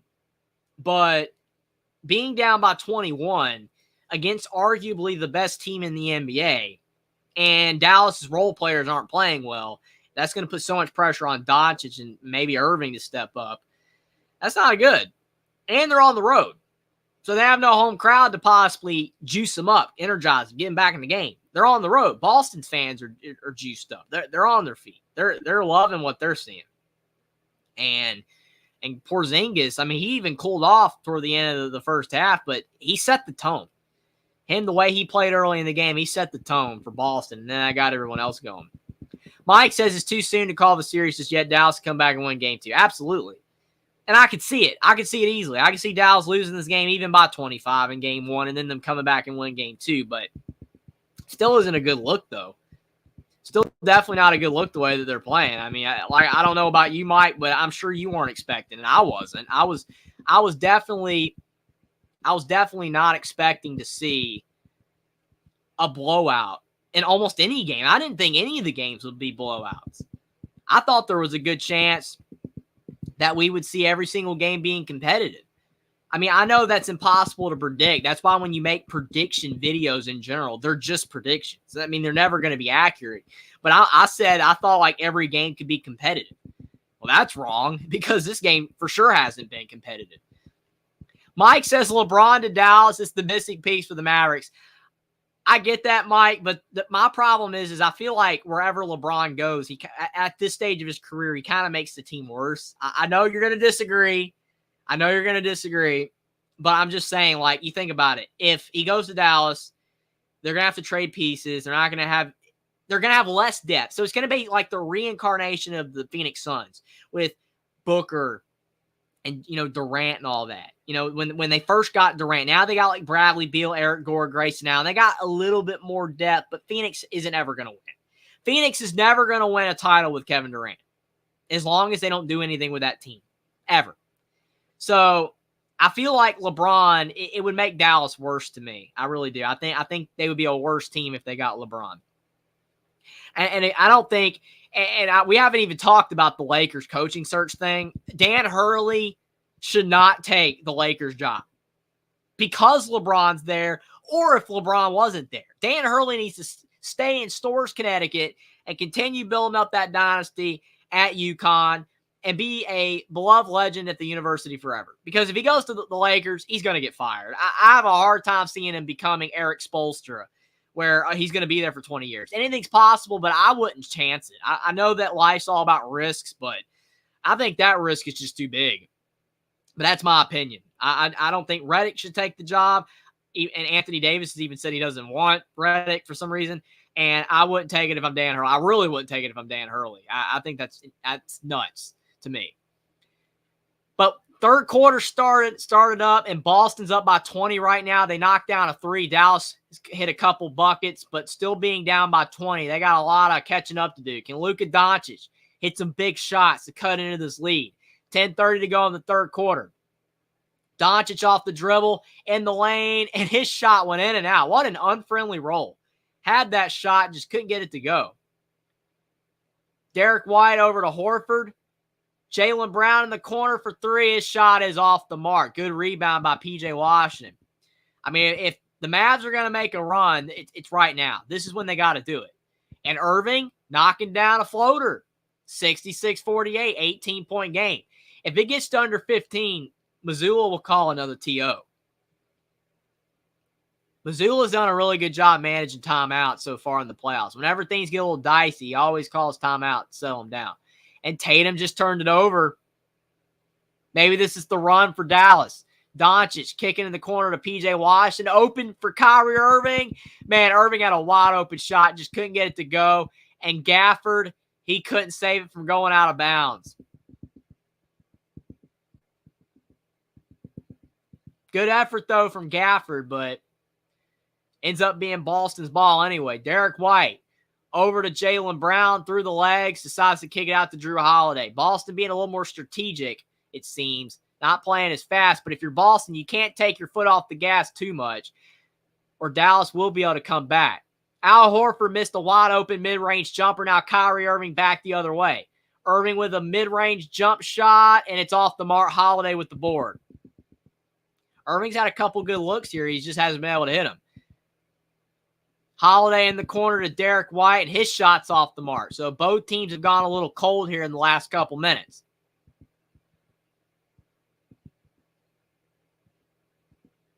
Luka Doncic trying to get past Horford. Takes a step back 3, and it's partially blocked by Al Horford.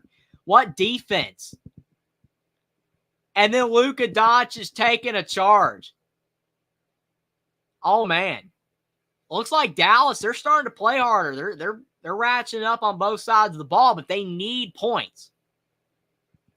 That was fantastic defense from Horford, though. Just getting the finger on the ball.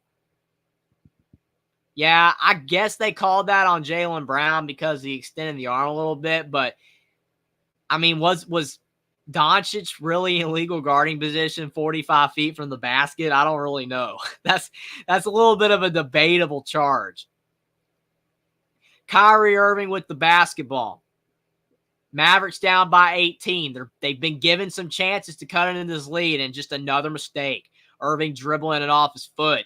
Drew Holiday taking a three. I would not have taken that shot, but Derek White gets the offensive rebound, and he is fouled. What a play by Derek White. And those are the type plays Derek White makes.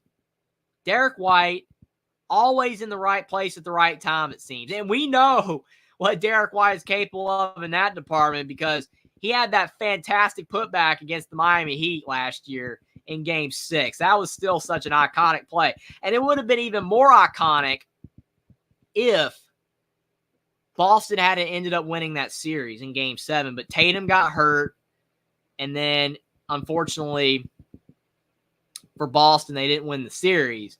But that was such a great play by Derek White. And Derek White knocking down both free throws, so it's back up to a 20-point game. I mean, if Dallas had have scored on like their last 3 or 4 possessions, they could have had this thing down to 10. Boston didn't score for like 3 minutes, but Dallas couldn't take advantage of it. Kyrie Irving going up for the layup, and he knocks it down. That's a good play by Irving. That's what Dallas has got to do. Stop settling for 3, especially if Boston keeps being a little bit cold. I'd drive it into the basket. Get fouled.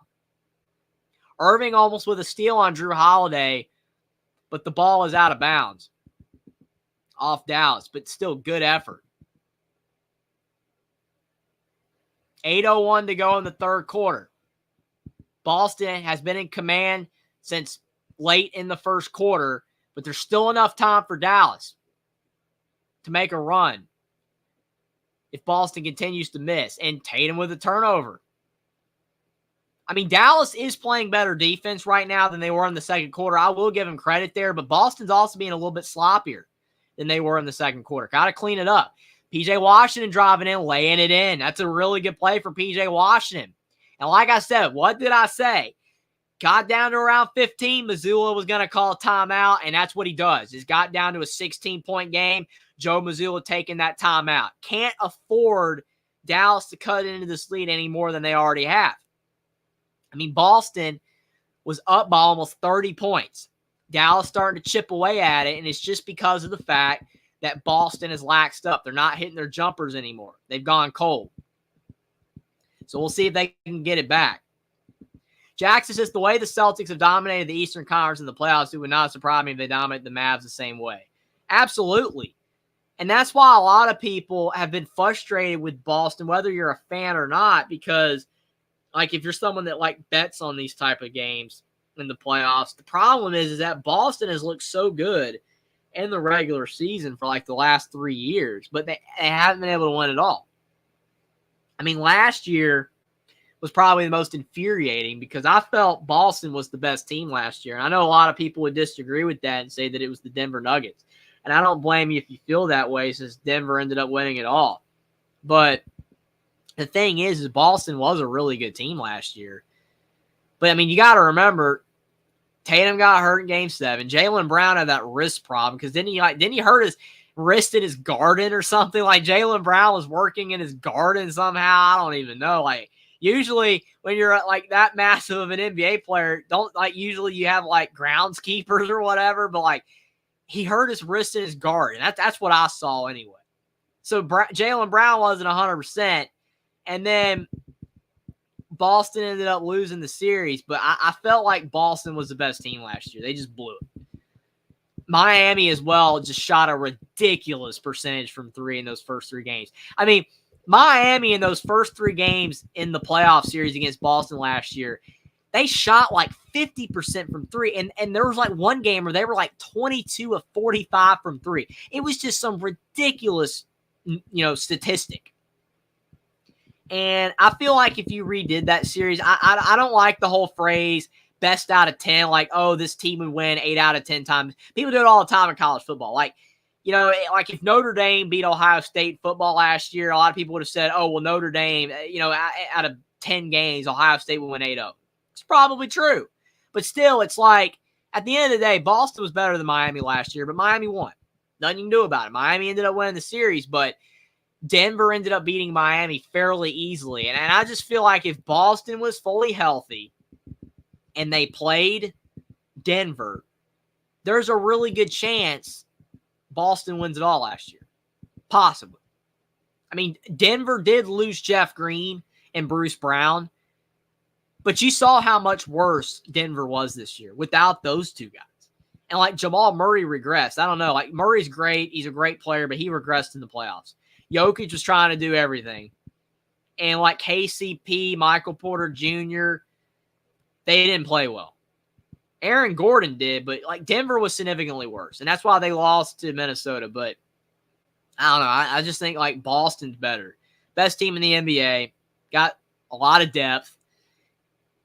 If they lose, it's them. It's because of them. It's because of themselves. They have to win this year to get the monkey off their back, to prove that Tatum and Brown are good, and that Tatum, he doesn't choke. And I almost feel like even if Tatum does choke per se, like he doesn't play well, like the rest of the team might be able to make up for it anyway. But Dallas is starting to cut into the lead, so we got to hold our jets. Boston hasn't won anything yet. They haven't won game one. They got to continue to keep playing well. They were playing excellent in the second quarter, but they've gone cold a bit. Derek White missing a jumper. Dallas with the ball. And cut it this to under 15 with another bucket. Luka Doncic is trying to drive past Al Horford. He goes up with it, and he lays it in. 14-point game. 68-54. And you can tell the Boston crowd getting a little bit anxious, a little bit nervous. Drew Holiday in the corner. Trying to drive on Derek Jones, and he's fouled. And that's a smart play. That is a really smart play by Drew Holiday. Because if your 3-point shot isn't falling and your offense is basically stalling, you got to drive. You got to get to the line. You have to see the ball go through the net. Because you even saw like Sam Hauser. Sam Hauser hasn't been shooting good at all for like a month. And when Boston was on that shooting flurry in the first half, even he had a couple. It's contagious. It's infectious. When you see the ball go through the net, you see your teammates knocking down shots. It can get everybody going. And it looks like Luka Doncic, when he fell on that layup on the other end, it looks like he's a little bit banged up, and that's really bad news for Dallas. If Luka Doncic is a little bit banged up, that's not going to be good for the rest of this game if Dallas is trying to make a comeback, because he's been a big reason they've even cut into the lead at all. But might just be a stinger. He's going to stay out there on the floor, but how effective will he be being a little bit injured? We'll have to see. P.J. Washington's shot went in and out, goes up with a putback, and he still can't get it to fall, but I think they called a foul on the Boston Celtics. That's fine. Boston playing tough on defense, not wanting to give up an easy layup. You just don't want to give Dallas any free opportunities to get points, but I guess you would rather him earn it at the line than him knocking down the layup. The worst thing is an and one. You never want to do an and one. If you're going to foul, you got to make sure he misses the shot. But P.J. Washington, he missed 2 free throws in the first half, but he just knocked that one down. I mean, it's only a 15-point game. I mean, as well as Boston's played in this game and how well they were blowing out Dallas earlier in the game, it's kind of shocking to see this only at 15. Make that 14. And Boston, they've put Kristaps back in. Maybe Kristaps will be the X factor again in the second half, be able to slow down Dallas's run here. 6:30 to go in the third quarter. Jaylen Brown with the basketball. Luka Doncic on him. Kristaps and Derek Lively are battling at the top of the key, and they just called a foul on Lively. I mean, you got to appreciate the effort from Lively, but there's no reason to foul Porzingis 35 feet from the basket. No reason. Tatum driving in, and Jason Tatum with the layup. We haven't called his name in a while, but the superstar knocking it down. That's a really good play. 72-56. 16-point game, and then the other superstar, Luka Doncic, knocking down the 3, showing that stinger isn't bothering him. And just like that, Dallas cutting it to 13. We might have a game just yet. Drew Holiday, top of the key. Man, Derek Lively just knocked Porzingis down again, but the refs didn't call a foul this time. Tatum, top of the key. Lively on him. Tatum driving. Kicks to Jaylen Brown for the triple, and Jaylen Brown's off the mark. Luka Doncic with the board. Luka Doncic Kicking over to Derek Jones. Jones driving in the lane. What a block by Jason Tatum. But Kyrie Irving for 3, it's off the mark. But that would have cut it to 10 if he hadn't been able to hit it. And I think they just called a foul on Derek Lively. So that's 2 quick fouls on Lively. Looked like he might have accidentally knocked down Drew Holiday trying to go for that rebound. But, man, Dallas's effort has been great. But Boston's still playing hard. I mean, that was a great block by Tatum from behind. I mean, he could have given up a layup to Derek Jones. Like Derek White might have been able to block it as well. But Celtics got to keep that intensity up. Got to find a spark. I mean, Derek Lively is fouling Kristaps all over. They're not calling it right now. Porzingis, left block, trying to drive on Doncic. Steal. Doncic pokes it free.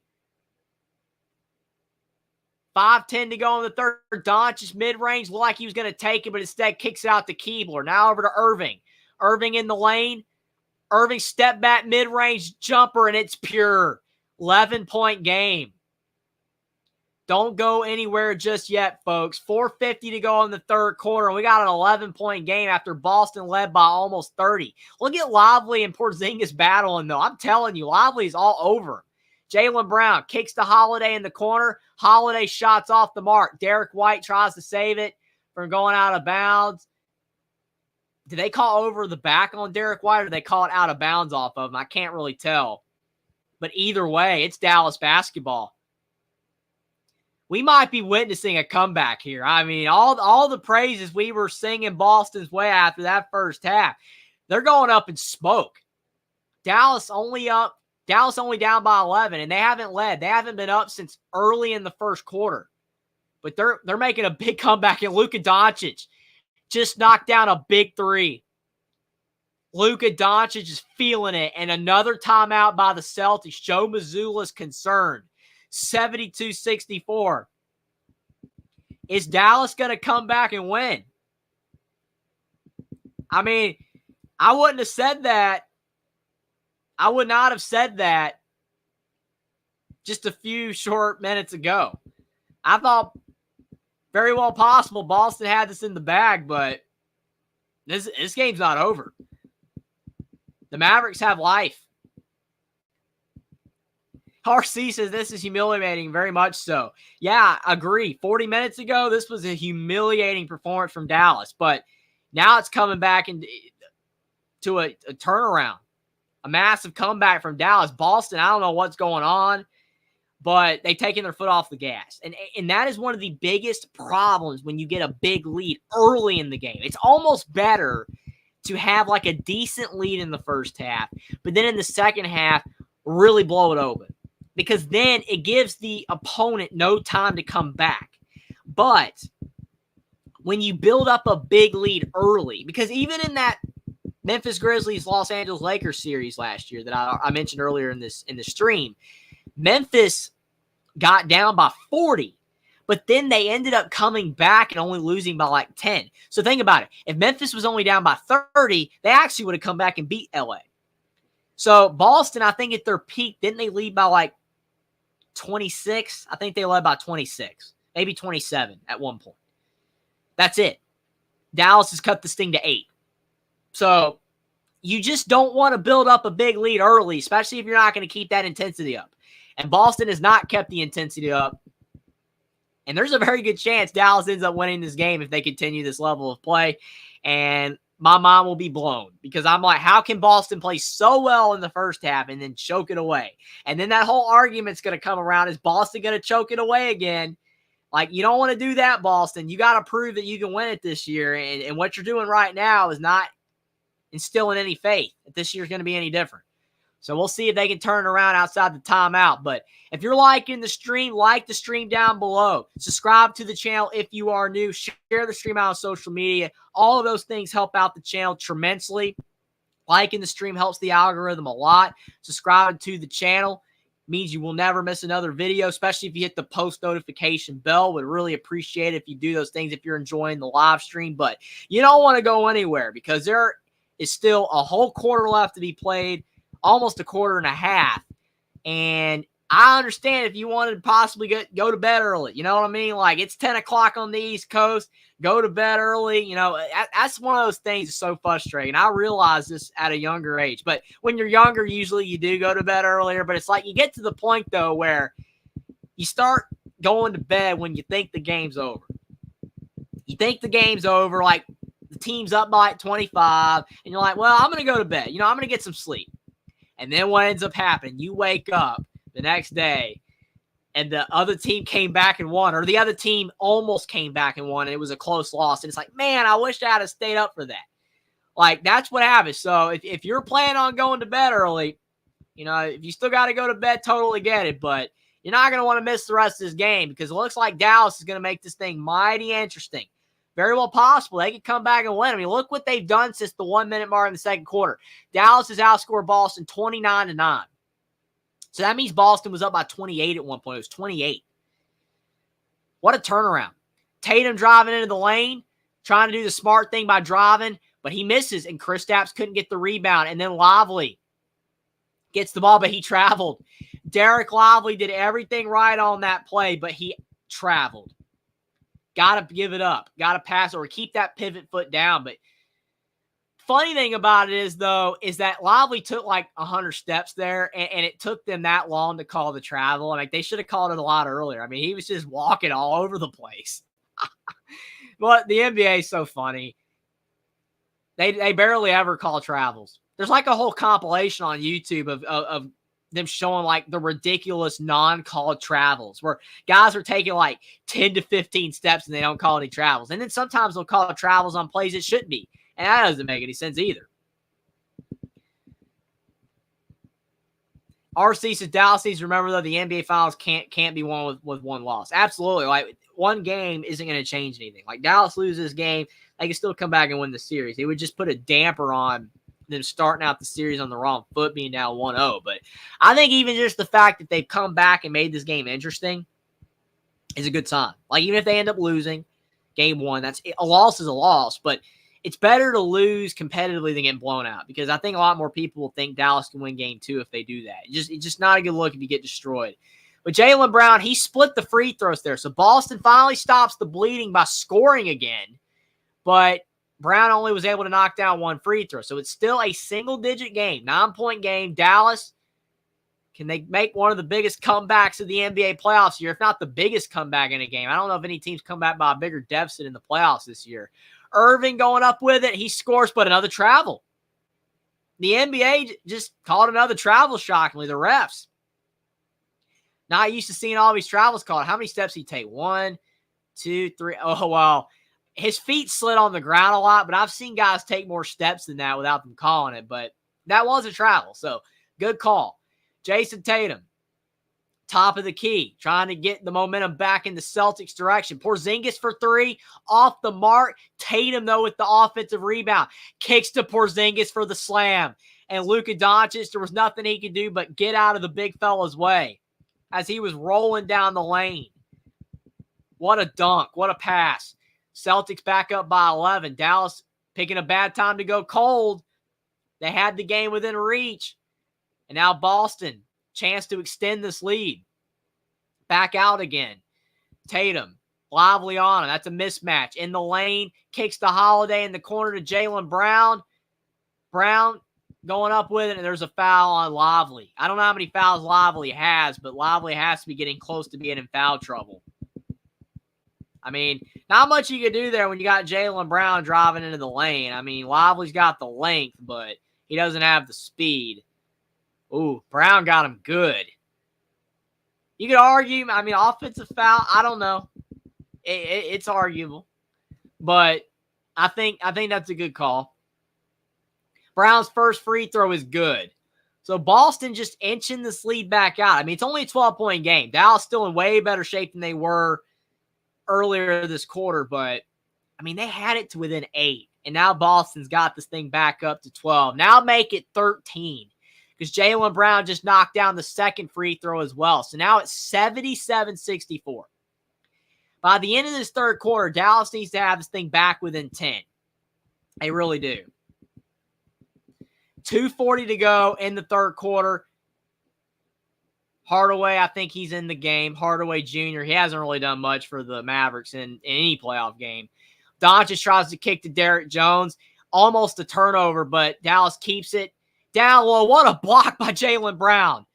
What an insane block. Al Horford shooting the three, way off the mark. Massive air ball. Terrible shot.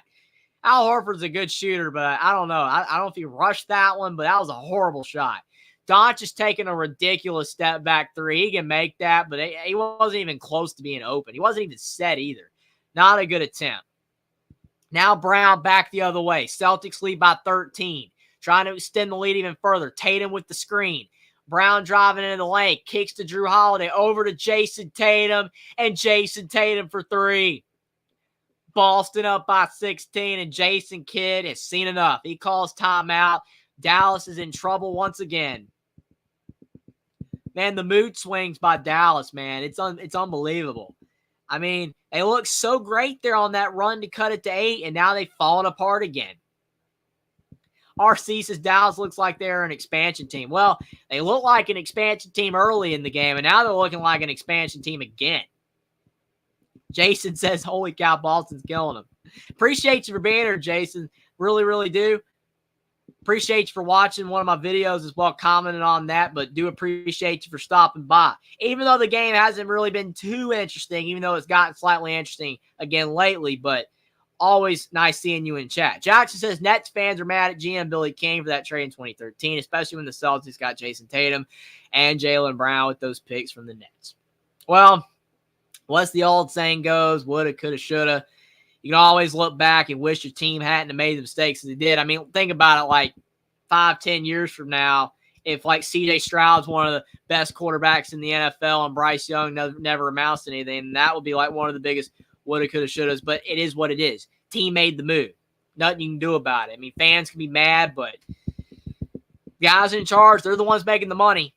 They own the organization. You know, if they make bad mistakes, it's on them. It stinks, though, when you're a fan of a team that makes terrible decisions. Jason, the old millennial, says Porzingis is playing. I've heard some say he might be the missing piece for Boston. Oh, he's definitely the missing piece for Boston. And he is playing for sure. A lot of people were questioning whether he would, but it was announced a couple of days ago that it looked like he was going to be able to play. But he is the missing piece because he provides extra length and the outside shooting. And it takes pressure off Horford. He doesn't have to play as much. I felt like he was getting a little bit tired in that Indiana series. But now that he's not having to play as much, it keeps him fresh. Dallas chunking up another three. And see, this is where Dallas is going wrong. They had it going when they were passing the ball, getting inside. Irving was getting those little mid-range jumpers. Now they're trying to chunk up threes again. You're not going to come back by just chunking up threes. Tatum driving in the lane. And the ball goes out of bounds. It was off Dallas. Smart decision by Sam Hauser not to touch it. RC says, here comes Dallas making with haste. Yeah, they were making with haste for a while, but all that's over. Mike says Dallas comeback. I mean, there's still a whole fourth quarter left, but I really don't know. They're definitely running out of time. Definitely running out of time for sure. Jason says, wow, Luka's shooting them back in. I can't believe how many shots Boston has missed. I mean, when Luka's on fire, Dallas can be one of the best teams in the NBA, if not the best team. But when he's off, the rest of the team, if they're not on, I mean, look at that three from Horford. Just so many options for the Boston Celtics. So many key players that can contribute. And that's the difference between Boston and Dallas. Luka, it's like it's required for him to play well. Derek Jones isn't doing his job. PJ Washington isn't doing his job. These guys are not getting it done. Not getting it done. Not helping out Doncic in any way, shape, or form. It's really frustrating. If you're a Mavericks fan, Boston just has so much depth. Mike says Boston leads by 8. Well, now they got this thing back up to 19 in a jiffy. Jason said Bill Simmons wouldn't be happy about this. That's funny. Steven Cherry, appreciate you for being here. He says Dallas is better superstars, therefore I'm taking Dallas over Boston in 6. I agree, Steven. I mean, you picked Dallas over Minnesota. I picked Minnesota. That was wrong by me. I picked Minnesota. But you've been backing Dallas the whole way, but you see what's going on though, Steven. You see the difference. Dallas might have the better superstars. Doncic and Irving, you can argue they're better than Tatum and Brown. But the rest of the team is not. Boston's supporting players blow Dallas's out of the water, even with the trades Dallas made. even with the trade, with Gafford and drafting Lively and getting PJ Washington, the depth around Doncic and Irving is just significantly worse than Boston. And the Celtics just drained another triple, and this game's back within 22. What were we talking about? Dallas comeback? I'm not seeing it. What happened to that? Dallas was coming back. They were making this game interesting, and in Boston, they just blown it right back open. Joe Mazzulla called that timeout with 4:27 left, and ever since then, Boston's been on a big run. Buckeye Mike said, this is what I don't like about this. I turn it off, and Dallas comes back. Yeah, I'm sure you got it back on now, and it's a blowout again. So that's funny. Butterfly, appreciate you for stopping by. Says, uneducated sports talk rate, go Mavs. Appreciate that. Uneducated sports talk himself. Says, what's up, my guy? Loving your content. Really appreciate that. You guys over at Uneducated Sports Talk, you do fantastic content as well. Really appreciate you for stopping by. Definitely appreciate the support. Daniel McKean as well said, uneducated sports talk raid. Really appreciate the raid. Everybody that hasn't subscribed, really would appreciate if you guys do subscribe, but do appreciate you guys for stopping by. Zachary Atwood, appreciate you for stopping by. He says, I thought you said 7-game series. Well, I did. I did say a 7-game series, but I felt that the stars for Dallas with Doncic and Irving, the way, like if you saw the Timberwolves series, they played well in every game. And then the supporting guys play well too. We're not seeing that in this game. Irving's not doing all that well. He's had his moments, but it's been mostly Doncic, and the role players have been awful. So that's why I said 7 games. And maybe Dallas will play better in the coming games. But you could be right, Zach. Celtics in 5 is looking very, very possible, or less. I mean, very, very, very well possible. I know I said 7 games. Sometimes I could get a little conservative with my picks. Maybe I should just go for the gusto, be like, man, Boston's going to sweep them. But I usually don't do that. I usually, I'm looking at it both ways. Both teams are good. I think it could be competitive, but I don't know what's going on with Dallas. Like PJ Washington, Derek Jones, these guys aren't getting it done. Not helping out the stars. Samuel Wilkinson says hi as well from the Uneducated Sports Talk raid. Really appreciate that. Subscribe now. Definitely would appreciate a subscribe from any of you guys that are new. It helps out the channel. Like the stream down below. But we got Vegan Viking as well. It says another person from Uneducated Sports Talk. I'm loving it, you guys. Appreciate it. RC says they're everywhere tonight. Laughing out loud. Get them. You can't beat a raid. You definitely can't beat a raid. Really glad you guys stopped by, though, for sure. Definitely appreciate it. Jackson says, like, comment, and subscribe to Only Talk Sports. Let's help get to 3,000 subs. We're getting closer and closer. We're under 340 subs. We're inching our way along. Just like Dallas was inching their way back into this game for a bit there before it got blown open again. But hopefully we can blow open the subs. Keep on pushing toward 3,000 subs. Do it with your guys' help. You guys are awesome and really appreciate the support. Like the stream down below as well, because of the fact, liking the stream, it helps out the algorithm. The more likes are put on a stream, YouTube's going to keep pushing that thing out to more and more people, and that's definitely what we want to see for sure. RC says, Buckeye Mike, you got to see it all the way through. You definitely do. I mean, like, usually for me, unless it's just, especially, I'm older now, so, usually I'm able to watch games a lot of the time until the end, even if they're later. But the thing is that still, like, I usually don't turn off games. I mean, if it's a big blowout and I got like something to do or I got to go to bed, I'll turn it off. But usually I will watch the game to the end. I want to keep watching. I want to keep, see what's going to happen. You don't really want to miss anything. But I don't know. It's interesting. It really is. Buckeye Mike, I mean, if he wants to hit the hay and not watch anymore, I totally get it. But Prefer if you see it all the way through, man, but you're good. Jason the Old Millennial says Brown's making a move for MVP. Jaylen Brown has been playing really good. I feel like Jaylen Brown's been playing better than Tatum now for a while. And it's nothing against Tatum. Tatum's still great. Tatum's still a great player. But the thing is that with Jaylen Brown playing as well as he is, and then the supporting guys playing as well as they are, it takes the pressure off Tatum. So is everybody, wanting to trash Tatum, say he's no good and he's, lost his touch or whatever? Like, it doesn't matter. At the end of the day, it absolutely doesn't matter. if Tatum doesn't score like 25, 30 every game. He can score 15 points. And if Derek White is 30 or Drew Holiday's got 25 or Kristaps and Horford combined for 35, it doesn't matter. Tatum can have 15 points, 10 points, whatever, and the Celtics are still going to win the game. But Jaylen Brown, though, playing as well as he's been lately, that's been big. Zachary Atwood is obviously very uneducated if he's picking the Mavs. That's a good one, Zach. That's a good one. We love the folks over at Uneducated Sports Talk. Again, appreciate the rate a lot. But yeah, I mean, the way it's looking right now, doesn't look like picking the Mavs would be a good pick. Jason says, I would think Lively's vital for defense, but he has 5 fouls. Well, that's because of Kristaps, though. A lot of the fouls that he's picked up have been because of Kristaps. If he wasn't in the game, Lively would probably be a lot more effective, but I agree with you, Jason. He can't be effective if he's got all those fouls. Jaylen Brown scoring again, and Boston has exploded this thing out to 22. 88-66. 11:30 to go in the fourth. Luka Doncic top of the key. Time running out on Dallas' chances to win game 1. Still technically isn't over, but doesn't look very good. And inside, Dallas misses a dunk, but they get the ball back. Derek Jones couldn't finish it. And then inside, P.J. Washington getting the layup to fall. So we got a 20-point game again. Pretty good play there. I still feel for Dallas, you got to cram it inside, but you need stops. Most importantly, you need stops. Derek White inside getting caught, and he's fouled by Irving. Irving doesn't like the call, but he's going to get the foul called against him regardless. Stephen Cherry says if it goes 7, the pressure winning will be too much for Brown and Tatum, whereas Luke and Kyrie always clutch. Well, that's true.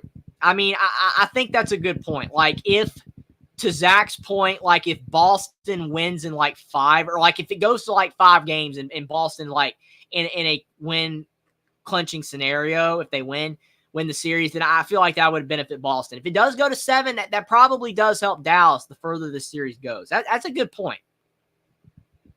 Zach says Kyrie is, in fact, not clutch in playoff play. Boston fans can attest. Well, I will say one thing in defense of Irving. There was this stat that in clinching scenarios, Kyrie Irving was undefeated until that final one with the Timberwolves, because they were in a clinching scenario and they lost that one game, but Lively was out. Then the next game they won. But like Irving's like 14-1 in playoff clinching scenarios. They were never in a playoff clinching scenario with Boston when he was there because they didn't really do anything. They didn't do well. So, I don't know. You can look at it either way with Irving. He is clutch to an extent, but he has his moments. I think every player has their moment where they don't play all that well. But regardless, Dallas isn't playing all that well because they're down by 18. Tatum lost the ball out of bounds, but it will remain Celtics basketball. 10:27 to go in the fourth. Celtics lead by 18. Stephen Cherry says Zach's delusional. Zach says delusion is thinking it's going to get anywhere near 7 games. Love the banter in chat. You guys are bringing it. Stephen Cherry says delusion is thinking Brown's a superstar. Well, I mean, Jaylen Brown is playing well. And like I said, you could argue he's playing better than Tatum. Theo Harris says Kristaps should get finals MVP if they win. Appreciate you for stopping by, Theo. But, yeah, I mean, Kristaps has been basically the MVP of game 1 because he set the tone for the game. He set the tone for the game and got Boston the lead.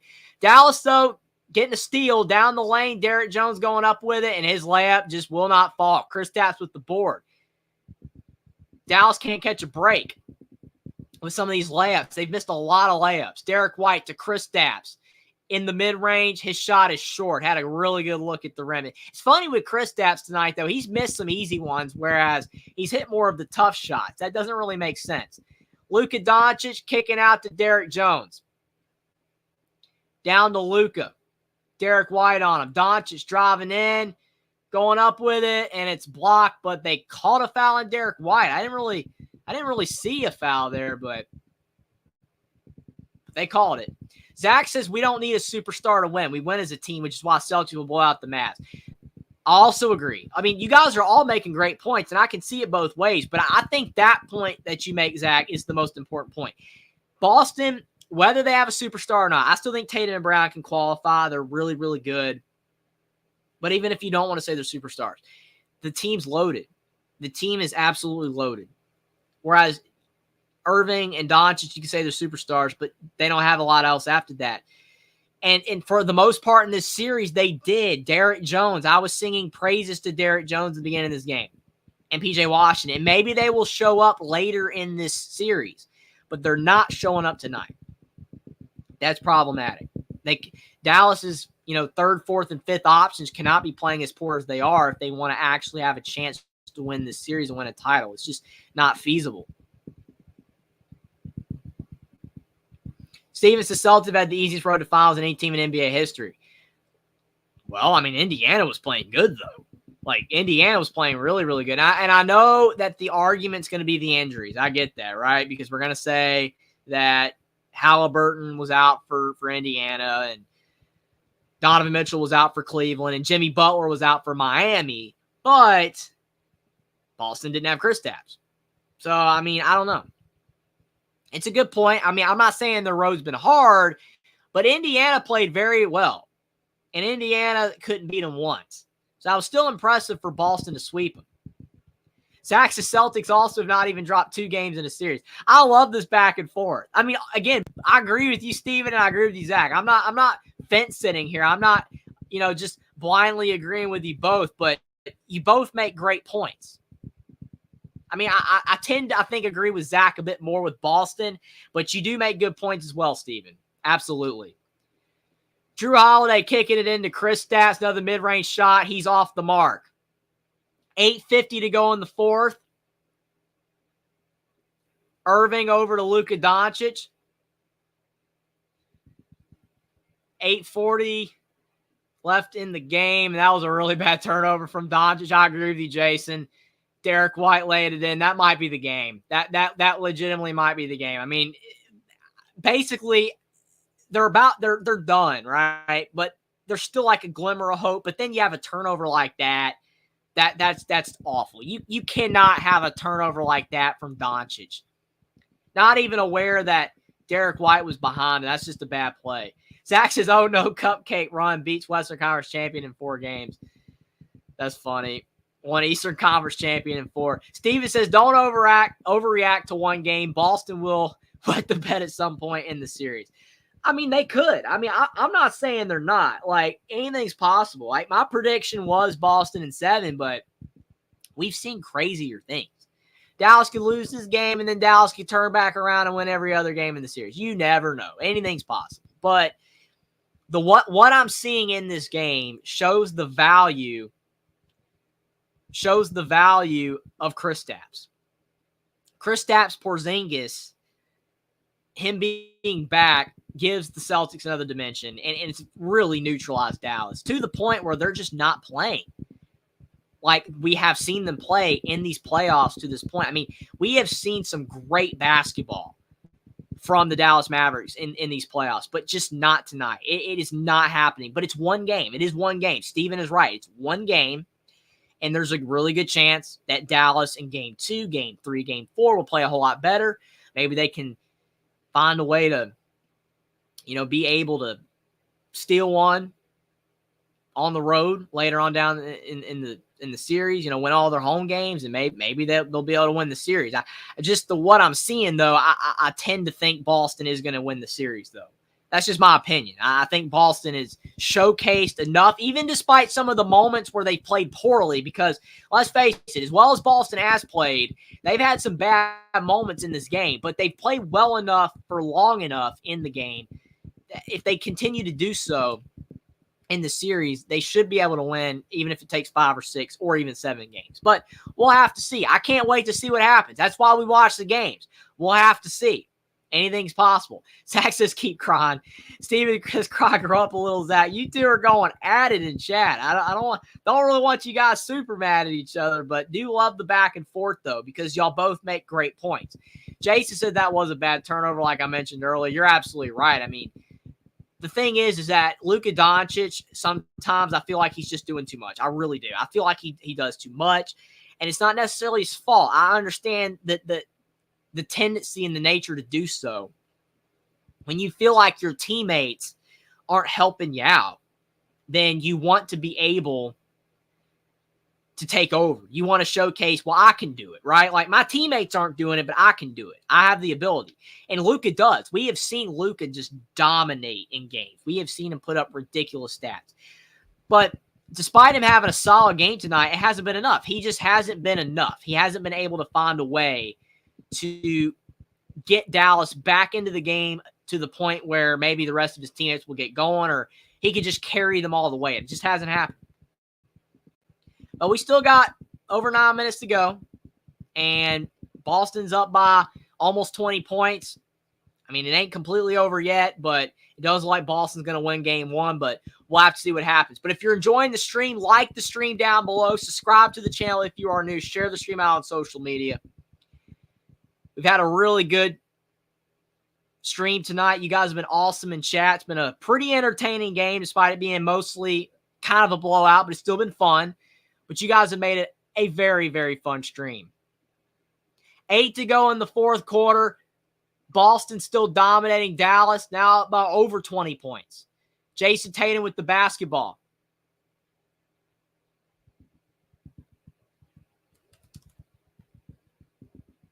Inside and good defense from Dallas. It might be too little too late, but that was really good defense. They clamped down on that possession, not allowing Boston to get that easy layup. So Dallas down by 21. Can they get a bucket? Irving slips, gets back on his feet somehow. Irving kicks outside. I don't know how he was able to maintain his dribble there. And then going up with the shot, P.J. Washington misses, but he gets it back from Derek Lively, and he lays it in. That's a really good play by P.J. Washington, sticking with it. And that's a good sign, too. Even though they're down by as much as they are, they're still fighting. They're still scrapping and clawing, not giving up. Gotta like what you're seeing right there. 7:10 to go in the fourth quarter. 19-point game. If Dallas is going to have any run left in them, they got to do it in the next couple of minutes. Otherwise, Boston will win the game. But Tatum with a step-back jumper that's pure. What a shot by Tatum. 94-73. 21-point game. Mavs are just running out of time. P.J. Washington driving in, kicks to Lively. That's a good pass. Very good pass, but they needed more of that earlier in the game. Under 6:40 to go in the fourth quarter. Peyton Pritchard bringing the basketball up. He hasn't even played much tonight. As good as Peyton Pritchard is, the Celtics haven't even needed him that much. Pritchard kicks to Tatum. 5 seconds on the shot clock. Tatum, another step-back jumper. He's off the mark this time. Drew Holiday with the board. Tatum going up with a layup, misses it, but then Al Horford with the putback. What a play by Al Horford. Just sitting in the right spot, knowing that there was a good chance Tatum might miss on that tough layup. Right spot at the right time for the putback. 6:10 to go in the fourth. Lively down low, and there's a foul on Drew Holiday. So Dallas down by 21. I don't know if that's on a shot, so we'll have to see. Jason says, I'm from Kansas, so I don't have a team. I'm just looking for some good basketball. I mean, my favorite team's probably Boston. I mean, like I've said before multiple times on multiple different streams in the past, my first team I ever watched was the Ray Allen, Kevin Garnett, Rajon Rondo, Paul Pierce Celtics team back in the late 2000s. And I love watching that team as a little kid. Obviously, I live in North Carolina, so I got the Charlotte Hornets, but they're never on TV, and I don't have a league pass. So they're not on TV ever, and they stink. So I'm not one of those people that will only root for good teams. Everybody knows I watch a lot of Indiana in college football, college basketball. So, I do watch bad teams, but Boston's just the team I've always watched a lot. I know a lot of people can't stand them because they're like, a big brand team and have all the titles, and maybe some of their fans brag a lot on the internet. But, I would say they're probably my favorite team, but I don't really care either. If Dallas wins, I'd be happy for them. Boston's got tons of titles already. I would be happy for Tatum and Brown and Horford, but I would be happy for Doncic as well as if he could get a title. But yeah, I'm with you, Jason. I'm just more like, I want good basketball. I just want to see a competitive series, competitive game all the way through. Luka Doncic can't score there. Boston with the ball up by 24, and you can tell Dallas is they're throwing in the towel, kind of calling it off and not really playing as hard. You can just tell. Jaylen Brown airballs a three, but they caught a foul on P.J. Washington on that attempt. Not a good foul. Theo Harris is with Tatum, Irving, and Lively. This is the Duke NBA Finals. Absolutely. People talk about all the Kentucky players in the NBA, but Duke's got some good ones as well. But Kentucky's might be slowing down. Maybe the Kentucky factor will be slowing down now that Calipari is at Arkansas. Maybe Arkansas will be, getting all the 5 stars, and the Razorbacks will be having a lot of guys in the NBA. I've always thought, and it's nothing against Kentucky's, with John Calipari and the way that he did things, but the fans would get so happy about all the players that they had in the NBA. It's like, does it really matter? I mean, these players come into your program in college basketball. They stay 1 year. They don't win you anything important. And then they go off to the NBA and they're making $100 million. But do they really represent your school? Not really. They were there 1 year. They didn't even win you a title like UConn has the last 2 years. I just never understood the approach. Like, did it really matter all those years? Did it really matter all those years? Outside the Anthony Davis one where they won a title. I don't think so. But some Kentucky fans, they really like the fact that they had the most players in the NBA. But the thing is that how many of those players did Kentucky have that went to the pros? Were they not 5 stars? None. They were all 5 stars. So like all of those players could go to another school and they still would have gone pro. That's what doesn't make sense to me. What was special about Kentucky? It really wasn't. I mean, Kentucky's a blue blood. Don't get me wrong. Kentucky basketball is an ultimate blue blood. They've had a lot of success in the past. Adolph Rupp and other coaches. But it doesn't make sense to me, though.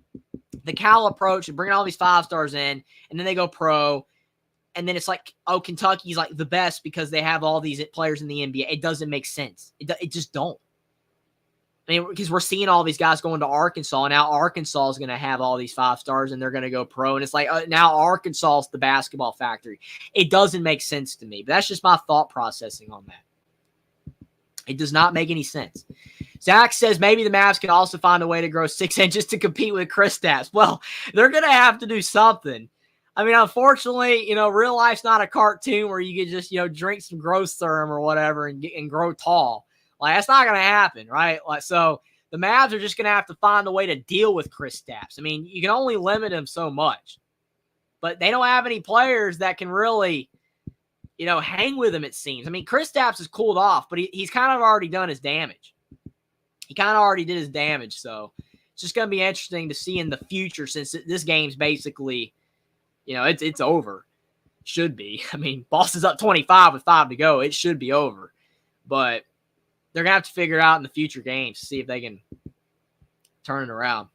Samuel Wilkinson Jr. says, watching from Mississippi. Really appreciate that, Samuel. Glad to have anybody in chat. I mean, we've even had people from other countries in chat before. Like, everybody fans from around the world, like in Europe or the Philippines, everywhere. Like, it doesn't matter. Anybody, appreciate all you guys in chat. Anybody who's a fan of the NBA.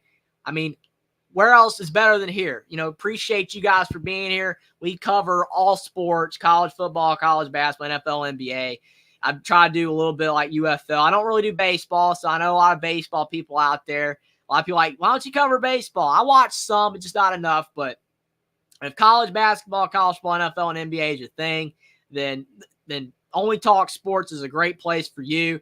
I have content coming out all of the time, but I do appreciate all you guys for being here because without you guys, I mean, there wouldn't be a show.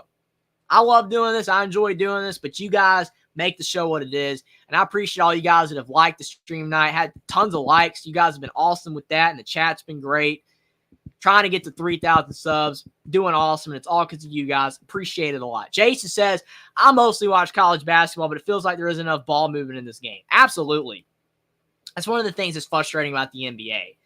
The NBA, for me, one of the biggest reasons why I've struggled to – I mean, I watch it and I do cover it, but out of like the 4 major ones I cover, NBA, NFL, college basketball, college football, the NBA I cover the least. I mostly just do lives. I do some content, but it's mostly lives.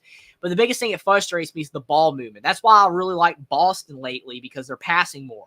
I like the old Warriors teams back when Curry and Clay were, in their prime. Curry's still really good, but – I had Durant that year, but even like when they didn't have Durant, they won the titles too. Like, they were fun to watch because they always pass. They pass the ball. I like watching ball movement. I don't like just isolation. Like, Luka Doncic is incredible, but just seeing him chunk up threes and doing step backs, it's not that entertaining. It's not that entertaining to me. Great shots, but I want to see ball movement. Jason says, I agree. As a KU fan, it's been watching guys leave after 1 year. It hurts the overall program, in my opinion. For sure. And then people just get addicted to the facade of like, oh, well, we got all these guys in the pros. It doesn't matter. What matters is what they produce for your team in college. If you're just a college basketball fan. I mean, yeah, it's fun seeing guys that were great at your school go pro and have success. Some people like following the guys. I mean, a lot of people do that. But, it doesn't make sense, though. If you're like Kentucky, if you're not having success, really in college. But you guys go pro and they have success. It's frustrating. It doesn't really do that much. So I don't know. Zach says you need a 4-year program. I agree. And you get your degree. I mean, I know that for a lot of players, you know, the NBA, since they only want to take younger guys, which they seemingly have been starting to take more older guys, which is nice. They seemingly are starting to do that a little bit again, realizing that sometimes older guys are actually better because of the fact that they have experience, which is important. But the thing is getting your degree is important too. And I know for a lot of these players, you know, if you're gonna be a top pick in the draft, go ahead and go pro. I get it because you're gonna make millions, but still, getting that degree is important too. And a lot of players do go back and get it eventually, but some don't. Some never do. And then we've seen tragic stories in the past where great athletes have gone broke. They've gone absolutely broke. They didn't get a degree. They got all this money in the pros, mismanaged their money, or they did bad business deals or whatever, and they go broke. And it's sad. It's really sad. It shouldn't happen that way. Just immaturity and, you know, not realizing, you know, how to best manage your money, especially with the way things are these days. You got to manage your money. Absolutely. Even if you're rich, you got to manage your money. Theo Harris is cool that you live in NC. It's a great state. I appreciate it. A lot of people, you know, rank North Carolina as a really good state. It's got a lot of everything. Got the beach, got the mountains, you know, got the Piedmont. Like, it's got a little bit of everything. Got small towns, big cities, you know, not any massive cities or anything. Like Charlotte's the biggest city, but like it's not like in Atlanta or Dallas or anything. Not in just massive metropolitan area. But you still have your big cities. You got your small towns. It's a pretty good state. It's one of the most populous states these days. Like, people talk about, oh, I'm moving to Texas or I'm moving to Florida. But North Carolina, people are moving to North Carolina too. Like, I think it's like the 9th most populous state now. Like, because New York's losing population. California's losing population. A lot of the North's losing population. People want to live in the South. I get it. I mean, South's great. Problem is, though, is it's hot. And the humidity, humidity's bad. But unless you're in the mountains. But still, North Carolina is a good state. It's a good state. But every state's got problems. Every state has beautiful things. The U.S. is very pretty. The U.S. has a lot of cool things in every state. But yeah, I do think North Carolina is a pretty good state for sure. Stephen Cherry says, I'm keeping receipts, Dallas at 6. Okay, so you're still adamant. I mean, if you're right, Stephen, I will definitely call you out. I'll be like, even if you're not in the stream when it happens, because if I'm doing like the final game and then like Dallas wins, especially if it's in, I'll be like, Stephen Cherry, he was right. Salute you, man. Like, you're absolutely correct. But I think Boston's going to get it done. I'm believing in Boston. They've proved it in game 1. They've played really well, but you could be right, Steven. I've seen crazier things. The Mavs are a good team. They just didn't look like it tonight, but it's one game. It's one game. It's not the end of the world. We'll have to see. Theo Harris has lived in Raleigh for a few years, and it was really nice. Yeah, Raleigh's good. I mean, you talk about, like, crime. I mean, again, I know I'm only talk sports, but talking about states and stuff right now. But, like, you talk about crime, and Raleigh's one of the better cities for that. Like, a lot of cities in America right now, the crime's not very good, but Raleigh is crime's not that bad. I mean, there's crime, but it's not like Detroit or Memphis or St. Louis. And it's nothing against any of those areas, especially if you live there, but it's just the facts are the facts. The crime's bad. Crime numbers don't lie. And certain cities are just ugly for crime. Like bigger cities like Chicago and Atlanta, they're dangerous, but the cities are so big that the crime statistics don't look so bad. If you have a smaller city like Birmingham, Alabama, it's pretty dangerous because there's not a lot of people. There's not as many people there, and there's murders all the time. But like Atlanta is so big that even though there's a lot of murders, it doesn't show up statistically as bad as those smaller cities. But yeah, Raleigh don't have that problem for the most part, which is great. But Dallas, they have a major problem on their hands because they just got destroyed in game 1. And Boston coasting to a victory. And Kristaps' return was a big reason why. Set the tone early in this game. Got the Celtics rolling. Shut down Dallas's bigs. And if I'm Dallas, that is like the biggest thing that I'm trying to figure out for game 2. Like, they have 2 days off because for the most part, they give you 3 days between games. A couple of them, I think it's 2 days. But like, the next game, if I believe it's Sunday night. And you've got Friday and Saturday. And if I'm Dallas, what I'm doing the entire time, I'm scheming to try to figure out Kristaps. Any way to get Lively and Gafford in space to be able to get Kristaps to defend a little bit further out, where then they can maybe have some back screens and get to the rim for some dunks, because that did not happen tonight. I mean, it was awful, very ugly, just absolutely terrible watching Dallas's bigs do basically nothing. I mean, it's so shocking to me that in the Minnesota series, all those bigs that Minnesota had, and Lively and Gafford, like I said, they basically owned them. I mean, they owned them, which is just shocking. I would have never have thought. I would never have thought with Nasri, Cat, and Gobert, those three would have gotten outmanned by Lively and Gafford. Doesn't make sense. But with Boston, it's just Al Horford and it's just Kristaps. That's it. And Boston is just, they're doing a great job, especially with Kristaps being able to shut down Dallas's bigs. And if that continues throughout this series, Dallas is not winning the series. Because as great as Luka and Kyrie are, they need more help. They need more help, and those bigs got to get involved, and they got to figure out Kristaps. So between these games, Dallas has some scheming to do on the chalkboard or the whiteboard. Chalkboard makes me sound old probably because they barely do chalkboard anymore.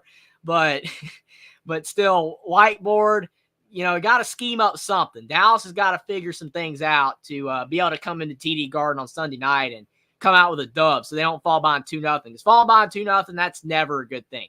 Yes, you can come back being down 2-0, but your odds are not high. Coming down from 3-0, never been done. No team's ever come back from 3 down. But 2 down, it's possible. But I think if Dallas wants to win the series, they need to win game 2 on Sunday night. Wheels up. Appreciate you for stopping by. It's a fun stream. Irving will and should shoot better. He will. I think he will. That will make game 2 automatically more competitive because I think Irving will play better. But Derek Jones and PJ Washington and all those guys, they need to play better. I use Jones more, too, to get the switch. For sure, Jones is a versatile player, but he didn't do much tonight. Maybe they can get him going a little bit. But do appreciate you for stopping by. And Jay says, looks like emptying the bench time. That's when you know it's officially over, right? When Joe Mazzulla is confident enough that he can just put in the bench, right? It's all good. Because Joe Mazzulla, I don't find him as like a guy that really like showcases that he's stressed really too much.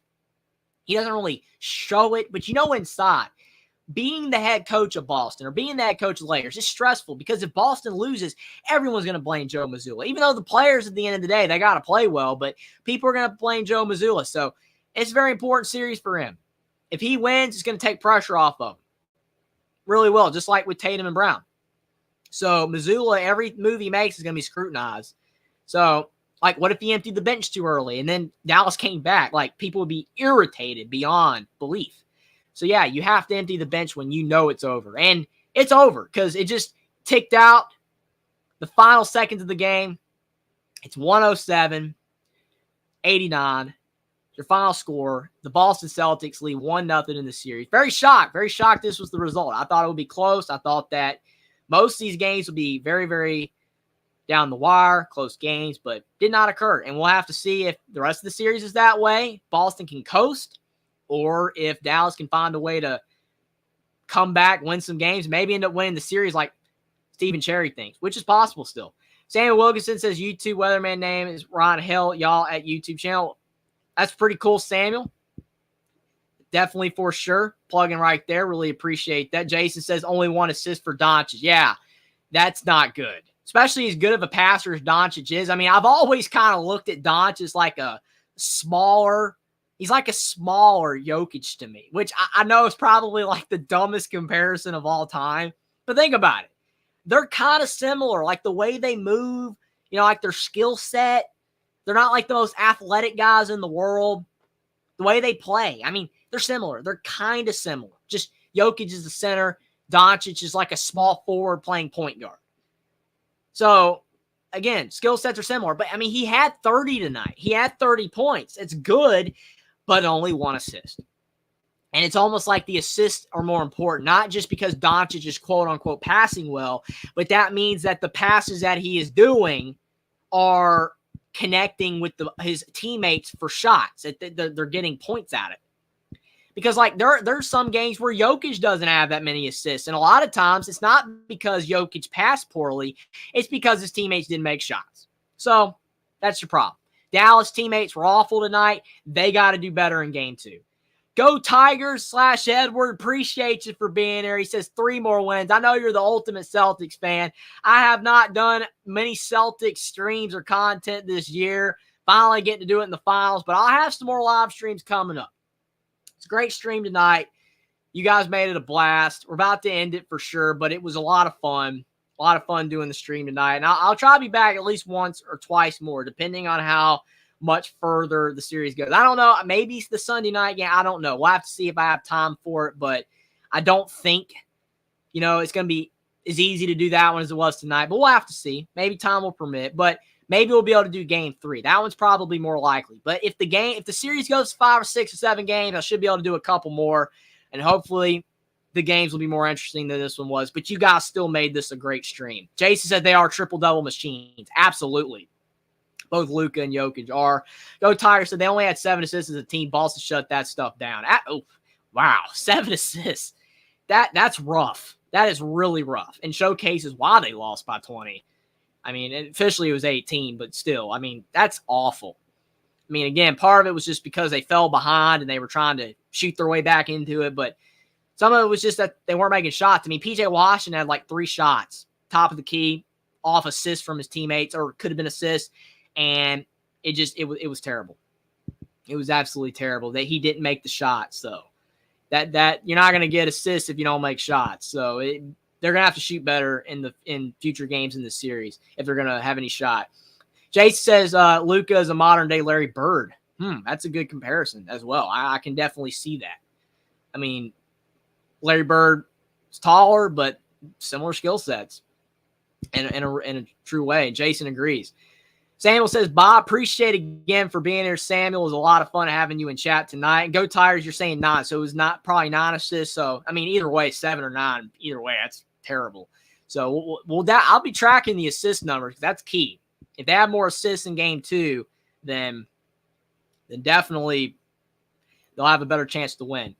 Steven says, Jeffrey, great show. A lot of overreacting, but I have the receipts. I don't think I've overreacted too much. I said Celtics in 7. I'm still sticking to that. I don't change my predictions. I'm not one of those people that are going to completely overreact, but I get your point. I mean, Dallas, good team. We'll see. I will definitely give you credit, Steven, if Dallas comes back and wins, especially if it's in 6, as your prediction says. But it's going to be fun. Add that little extra to it. It's going to be a lot of fun for sure, but appreciate you being here, Steven. Go Tigers said they weren't getting great shot attempts also. P.J. Washington had a few good looks, but I agree, for the most part, wasn't that good. But that was a testament to the Celtics defense for the most part. But thanks, everybody, for being here. Like the stream on your way out before you go. Really helps out the stream and the channel. Subscribe to the channel if you are new and you enjoyed the show. Helps the channel out tremendously. Getting closer and closer to 3,000. Appreciate you guys a lot. Share the stream out on social media. Also, follow me on Rumble as well. I have a Rumble channel also where I post all my videos and lives there too. And follow me on Twitter as well. Definitely post there every single day. But appreciate you guys so much. Theo Harris says, thanks, Jeffrey. You guys are the best. But I will be back for another stream or 2, depending on how far the series goes. But congrats to the Boston Celtics for getting the game 1-1 over the Dallas Mavericks. And appreciate all you guys for being here. It was a lot of fun. And we're getting close to the end of the